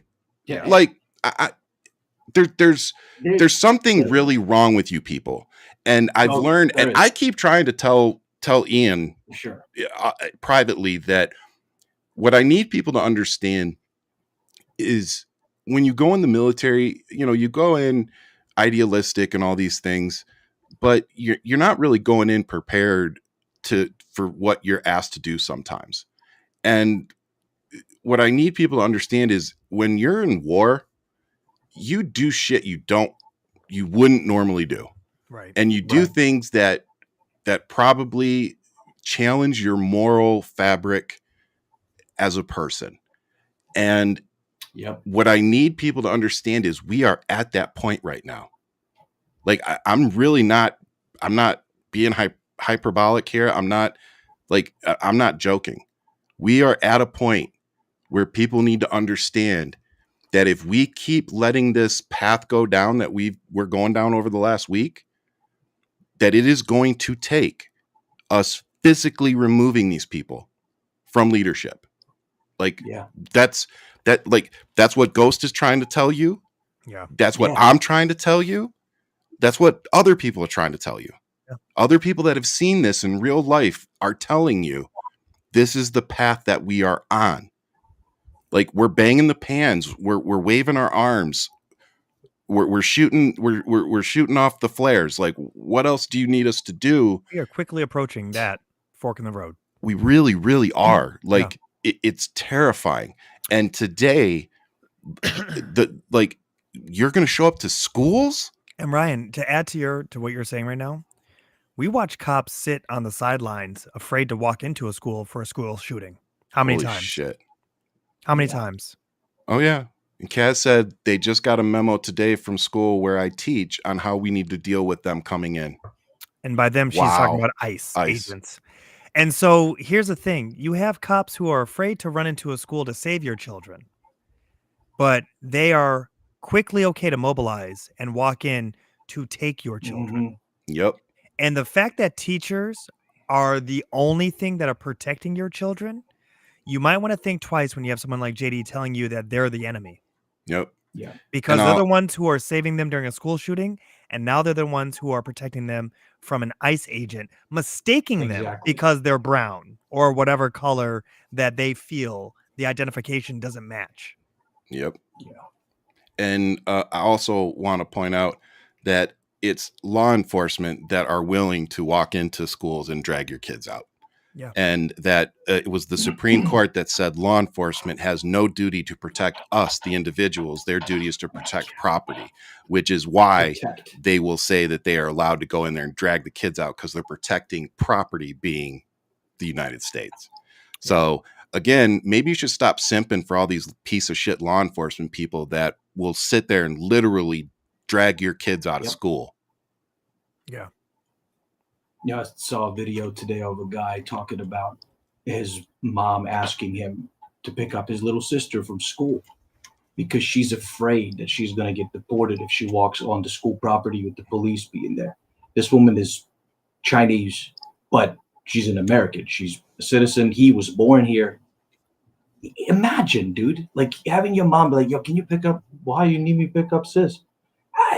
I just don't want I don't have my papers with me, and I don't really fucking with these people. Yep. They might think I'm some fucking illegal, whatever, and then get rid of it. They don't. Literally, she's smart enough to know that they're next. It's So- not just Latin. It's gonna spread. Oh through. yeah, it's anybody. It's gonna start spreading anybody through. that's yeah. So anything. the interesting thing, since we were talking about Mexico, now that Donald Trump has tried renaming the Gulf of Mexico, like a dumb fuck, Mexico pulled a nice little one of their own and denied U.S. military planes access to land Thursday that were full of immigrants they were trying to take back. So wasn't there a major photo op with people being loaded up on planes? Yes. That was it. Yeah. Yeah, and then they got turned back. So two Guatemala. I didn't see that photo. Two Guatemala-bound Air Force C-17s carrying about 80 people apiece flew deportees out of the U.S. Thursday night. The third flight that was slotted to take off never took off once they figured out that the other two couldn't land. God. Checkmate, bitch. I hear that Trump is What a fuming. middle I finger. hear that he is fuming over. So now what's going to happen God. is Trump is going to have to be the one sending the convoys back to Mexico. This is all. You You know what? fucks. Let I'm it sorry. backfire on them, dude. Let them backfire. all It's not going to I hope it backfire backfires. because too many Americans are for it. They're loving this shit. no, but they are what's loving this shit. Backfiring is I'm look at not how much money American. we're Explain spending. that to me. Explain that. I don't wish I get could it. explain to you how at least 80% of the people I served with are Trump clowns. Like Ian was asking me, he's like, dude, can you bring on some military people for us to talk to? I was like, no, because I don't talk to anybody I served with. They were all fucking pieces of shit. It'd be a Ryan Wren every 5 seconds. Every 5 seconds. Every 5 seconds, talking to some of his old peers. The thing is that you have to really keep in consideration, Ghost, is that the deep level, the deep rooted racism that is embedded in the underbelly of this country, and then keep in consideration that Trump knows how to pinpoint someone's anger. This is the part that his master class. It is always playing the victim. We are winning, but we would win more if it wasn't for them. Do you know what I mean? Like so this is where he's now flexing. Look how much work I've gotten done. And he'll take this and he'll turn it into something about with Mexico. And I mean, with the fact that he's already now labeled the cartels as terrorists, what is going to happen next? Because he's moving the army in on the border. So it's like, you know, this chicken game that he wants to play, you know, with Mexico is going to be really, really interesting to see how it plays out. Because if she then, Madam President, in Mexico starts deporting all of the Americans who have fled there because of the better living, the better quality of life that exists. Well, then now what does that do on this global scale? Right. And it being that we're on the same continent, but on the element that's there of how we're doing trade, NAFTA. Right. And Ryan, you know more about NAFTA than most because of your father and those conversations. But looking at how now the tariff game. So this is going to be a tit for tat. I mean, let's just be honest. Anybody who voted for Trump, don't go to fucking Cancun. Don't go to Mexico over here for a vacation. Go to Nebraska. Okay, go to New Mexico. That's as most New Mexico as you can get. Closest to Mexico you get. Go to New Mexico. You aren't allowed to go past there. You know what I'm saying? That's Literally. it. That's what you get because that's what you voted for. And it's one of those things where, and it's like even looking at like that woman who burnt down Puerto Rico. It's like, okay, you definitely know she voted for Trump. It's like, who is this woman who went into Puerto Rico and then started acting wild and then came back to Missouri? Wait, is that where she is from? Just like nothing happened. Like she's gonna go back to her job. Get out of here. You know, there's these elements that exist Caucasity. The caucasity. It really is the underbelly though of our nation. And this is the part where, and I'll be honest with you, we've never healed from slavery. We've never healed from the birth of this nation, and that's the thing that it lingers on. The fact that he's passing executive orders that are taking us back to 1965 to strip laws that were implemented. You're peeling off the Band-Aid off of a wound that exists, and you're putting salt in it. And you have to ask the question of why. Why is this the hill that you want to die on? Yeah. And I get it. It's an executive order, and it's one of those things where I do believe in the trickle down, is that you're doing it on a fundamental level where it's okay, this is implemented into the government. But now you're giving the green light to all the other private entities where they no longer have to do it. Yeah. But I also, Ryan, I was thinking about this. To all of our fan base that's here, to your guys yourselves, except for you, Ryan, you guys owning a company don't have to hire anybody but whatever race, nationality, creed, whatever you want. And you can exclude white people. Oh, no, bitch. Your protections are gone. Oh, no, I got all the boxes checked. No, I got all the boxes I tore your contract up fucking the minute he was put in. I got 3 contracts in my safe right now, all right, that you've signed. You ain't touching them bad boys. That ain't my signature. Yeah. Jen, hey, don't worry. I got Jen to sign it. That's all good. So the thing that is really interesting about it, though, Ghost, is that you think about the discrimination, just like how everything that he has signed could backfire. Melania and Byron, whatever. Byron, how they could be deported because it now checks under that, birthright aspect. Yeah. The fact of gender, we're all now female. So now DEI, technically, you know what I mean? We're First all 2 female. months. We all started as Yeah. female. So contraceptive, here it is. Science is a motherfucker, isn't it? Science is a motherfucker. It's a motherfucker. It'll ruin shit for you.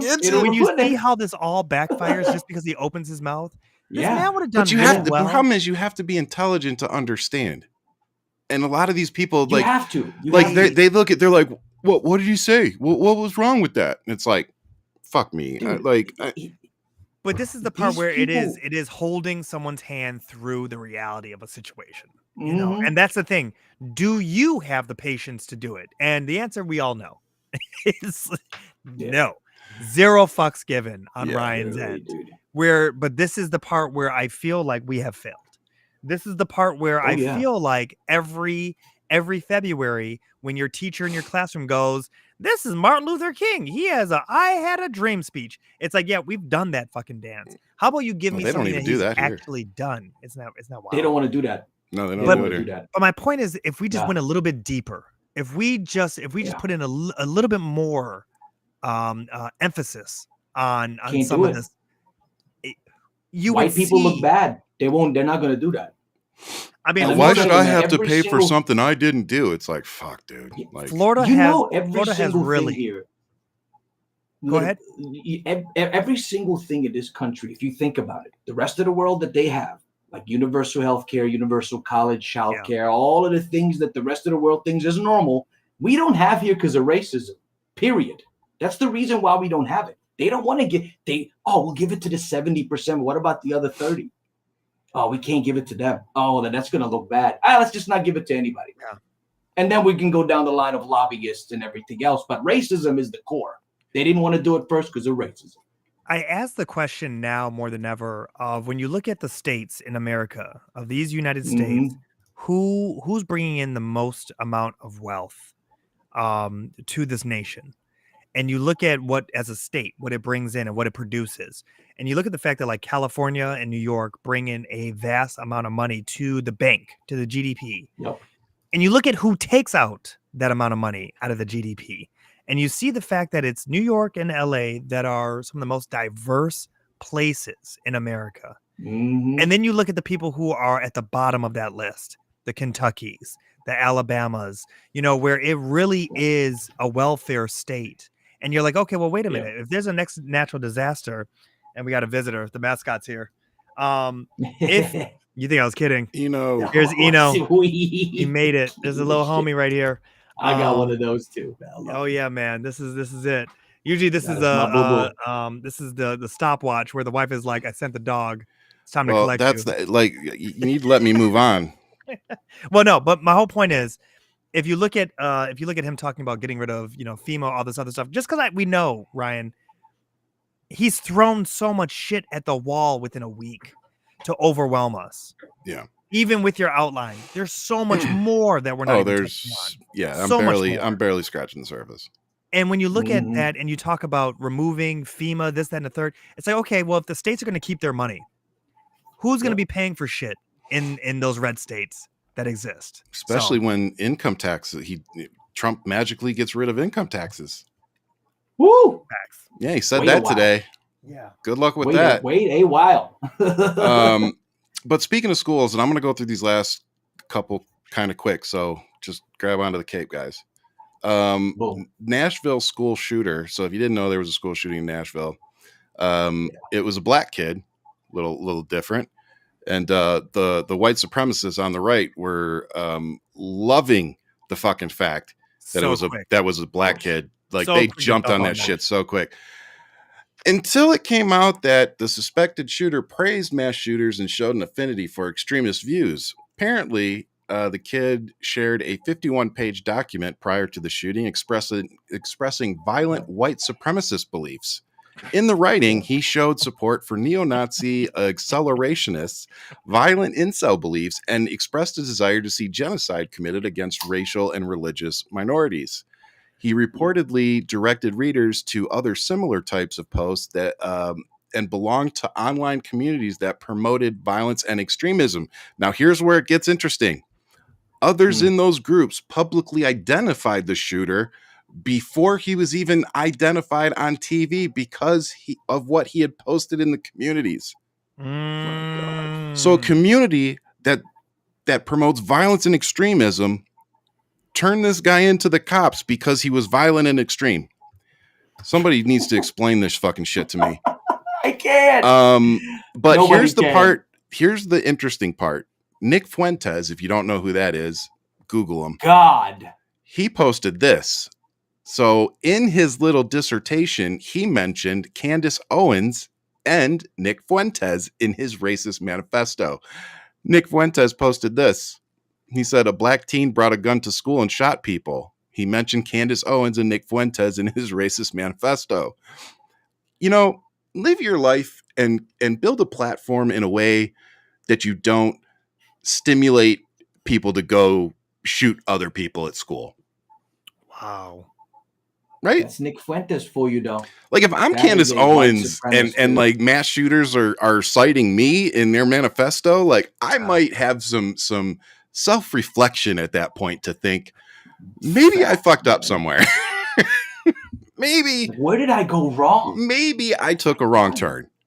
They don't have that in He them. thinks everything he says is good. Everything he's stating is They don't have that in You don't know who Nick Fuentes is. I pity. Not pity you. I am jealous of you, actually. Yeah, I know. I wish I could take that out of my brain, but I can't. Yeah, literally. So the last thing I want to talk about before we get on to Ghost telling everybody where they can find him and our positives for the day. I want to show a couple videos of Trump, and I want to explain a couple things on our way out the door. The first one I'm going to show you, I believe, is which one is this? Okay, I'm going to show you the teleworking one first. Sir, the next item, as you announced in your speech, is a requirement that federal workers return to full-time in-person work immediately.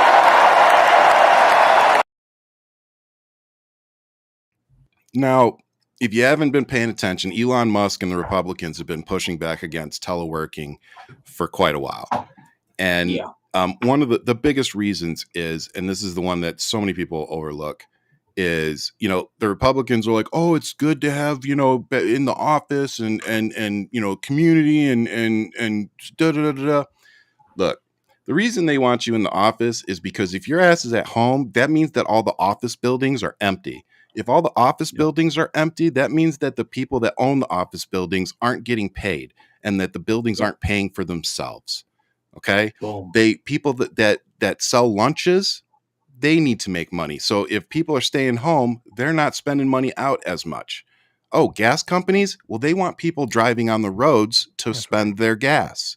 So if you're staying home and you're not commuting, Everything affects everything. Yeah. They are doing this so that the billionaires can stay rich, not because it's what's good for workers or good for Americans. Right. It's because it's what's good for corporations. So remember that.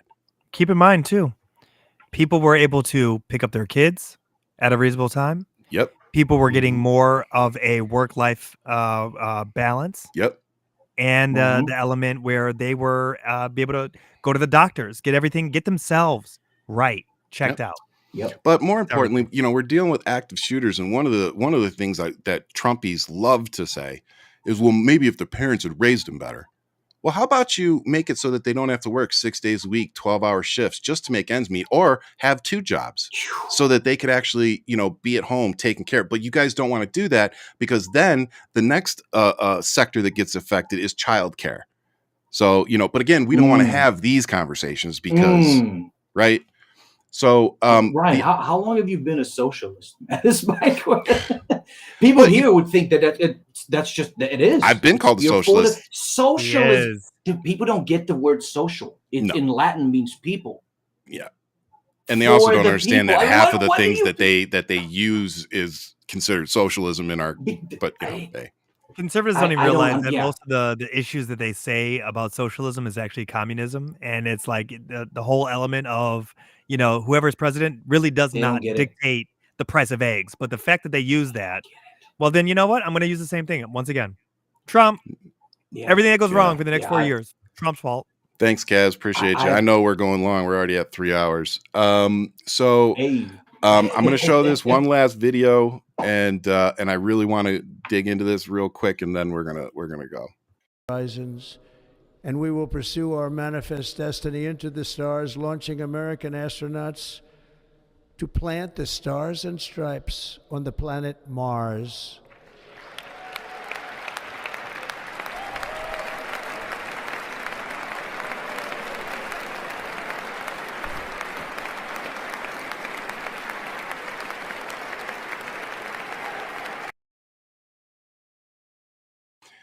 Now, you want to know why douchebag over there looks so fucking happy? Because the person that's going to get the billions of dollars in government contracts to take us to Mars is Elon Musk and SpaceX. So no wonder he's fucking excited, because he just got billions more dollars of fucking taxpayer dollars shoved in his pocket by Donald Trump. Oh, and another thing that Elon Musk wanted is he wanted to get rid of teleworking so that they could make everybody come back into work.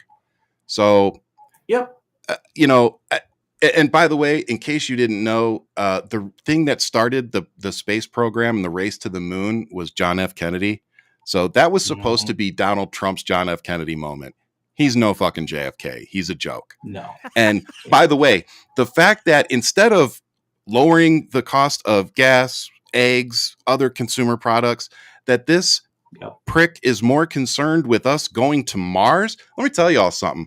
I could give 2 flying fucks about Mars. I honestly could give 2 flying fucks about the moon. We can't house people here. We can't feed people here. All they want to do is complain about homeless people, but they want to send us to fucking moon and plant the stars and stripes there.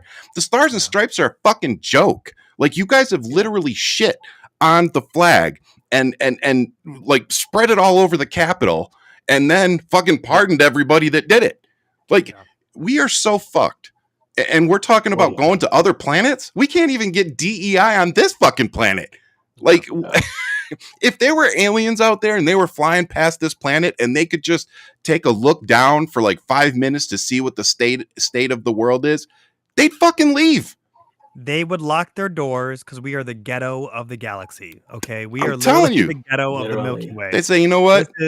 I'd rather starve up in this fucking spaceship than go down there. Click. We're not going down there. Yeah, dude, literally. So, no. My I guess the point I'm trying to drive home is these people with so many of those executive orders, if you really go look at them and dig into it, they were written to put money in billionaires' pockets. Yeah, they were not written to help Point Americans. Blank in the period. Absolutely. Absolutely. Like I said, not trying to start a cult here, people. We're trying to educate. Go Google what I just said. Dude, you know, some of these executive orders, and this might be like a silent thing, dude, this might start like a like a mini Cold War between Canada and us and like Mexico and like allies, which is staggering. Like this man is that dangerous. Y'all don't understand what we're in. This second term, you thought the first one was bad? Ooh, hang tight, baby, because you're about to find out. And they're already trying to make it so he can run a third. They already proposed it. Again, Google it, people. That ain't gonna happen. Yeah, I think that's a distraction. It was a Republican senator or a representative. Yeah, and the way they worded it was because he didn't have 2 consecutive terms that he should get a third term. And they wrote it in a specific way so that Obama would not be able to run again. Right. I was like, it was just brought to my attention. I've been posting. Oh, Obama got a third term. Y'all are some petty ass bitches.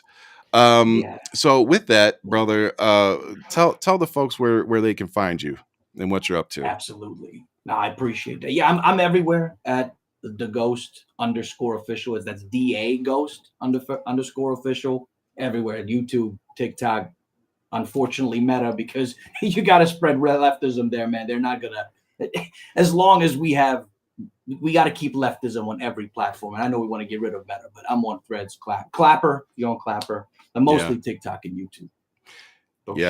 I'm on. I know so many people are like leaving, and I don't hate on anybody. Like I get it. You don't want to do it. Do what you don't want to support Musk. You don't want to support Zuckerberg, whatever. I get it. I get it. Like Ian and I keep talking about, we've built this platform for a reason, and it just feels like we're doing that. It makes more sense for us to stick around than it does for us to tuck tail. And like I said, I'm not hating on anybody that does it. Like I get it. Like if you're doing it for your mental health, I had somebody reach out to me that's followed me for years, and they said, "Look, man, I'm unfollowing you, but it's not because I don't agree with you, don't like you. I love your stuff." They're like, "But for my mental health, I need to unfollow you." And I just replied back and said, "I love you. If you ever come back, I'll be here." Like, I get it. Yep. Glad you're doing what you got to do. That happened to me. Glad you're doing what you got to do for you. You're like, that's more important than I'm more concerned about you than I am having you as a follower count. There it is. We care, and analytics matter because that's how we do business. Everybody asks, "Oh, what's your analytics?" But at the end of the day, I really do care more about you guys on the other end of the screen than humanity. Yeah. So, with that said, like I said, go check out. Man. Well, I think everybody on this show is at least trying to be. And that's trying to be. And that's I think that's the best we can do is we all fall down. We're all human. We all make mistakes, but at least we're not making Trump mistakes, and we're not doing salutes. So I think we're doing better than some. Ian, brother, you got anything? Doing salutes, man. Not doing salutes. The positive here, my man, is that building community. One thing I would say to you is that I've gotten to deep dive within this past week on the social network of all of us with all the sites. You got me into TikTok. I give you a lot of credit for that. I stayed away from it. I was the one who liked to be a nomad and be disconnected, make some music and pop in and do a couple things here and there. But this past week, I really understood the connectivity that is there. And Ghost, meeting you, especially like in this fashion and how this has worked out, this is what we have to do. And I don't mean that in a negative way. I mean that in the sense that we should be connecting with each other more now than ever. This is a time that we could feel isolated. This is a time that we could feel alone, frustrated, and pissed. And I'm really thankful that we can share our Fridays like this. Because this is our AA, let's be serious. This is how we're gonna do it. But the fact that we can have a couple thousand, am I right, Ryan? A couple thousand here. We're well over 2,000. And the fact that we're here for 3 hours, and that it's the connectivity of this conversation is moving forward. We're thinking of ideas. We're sparking ideas. We're here to really touch on certain subject matter that we can bring to light. And on top of that, piss off a couple of trolls while we're at it. Beautiful. One of the biggest things I would say is this is why I am here. And I'm happy to be here with you guys. Ghost, it really is a pleasure to have you and to have you jump on. We really want you to come back. Yeah, you're very insightful, my brother. I would love to come back, man. I love this. And from one passing individual to another, we got to get that on the show, man. We like DEI here. That's the reality. I'm telling you. So my positive is a little more simple. So for those of you who know, I'm on my second team, coaching my second soccer team now. And so we had a practice, and I got this kid. He loves Ronaldo, and so he's always practicing, and he's good. And so he's like, hey, coach, could we do it like this and do this drill like that? And I was like, you know what? I said, hey, how about you draw it up for me and bring it to the next practice, and we'll do it. So he comes to practice and he brings it up, and it's like rolled up like a scroll, and it's got a rubber band around it like 3 times. So, I take it off and I unroll it, and he's got the play like all written down, labeled it on the back, like this is the play, blah. It was just so awesome. Like it was really cute. So I, would talk to him about it, and we're working on it, and I saved it in my pocket because I just thought it was awesome. So that was my little positive, made me happy. I love that. Yeah, man, it's good little stuff, man. These kids are great. But good for you, brother. That's awesome. Ghost, again, thank you for coming on. Absolutely. Thank y'all. We don't take you guys for granted. We have so I know we've been teasing you with a constitutional lawyer. We are going to have him on next Friday. And we're definitely going to be talking about immigration and the Constitution and everything that's going on with him. So definitely looking forward to that show. Make sure you go download us on Apple. Do us a favor and go do a review. You'll see that there's been a couple of trolls there. So we need you guys to go give us some good reviews. And, and to all of our listeners in other countries, we see you. Thank you so much for paying attention. I know that we're a shit show right now, but hopefully we'll get it together and things will be better for everybody. And with that, I'll leave you as I always do with much love. Keep fighting. But the most important thing, make sure you all stay safe out there.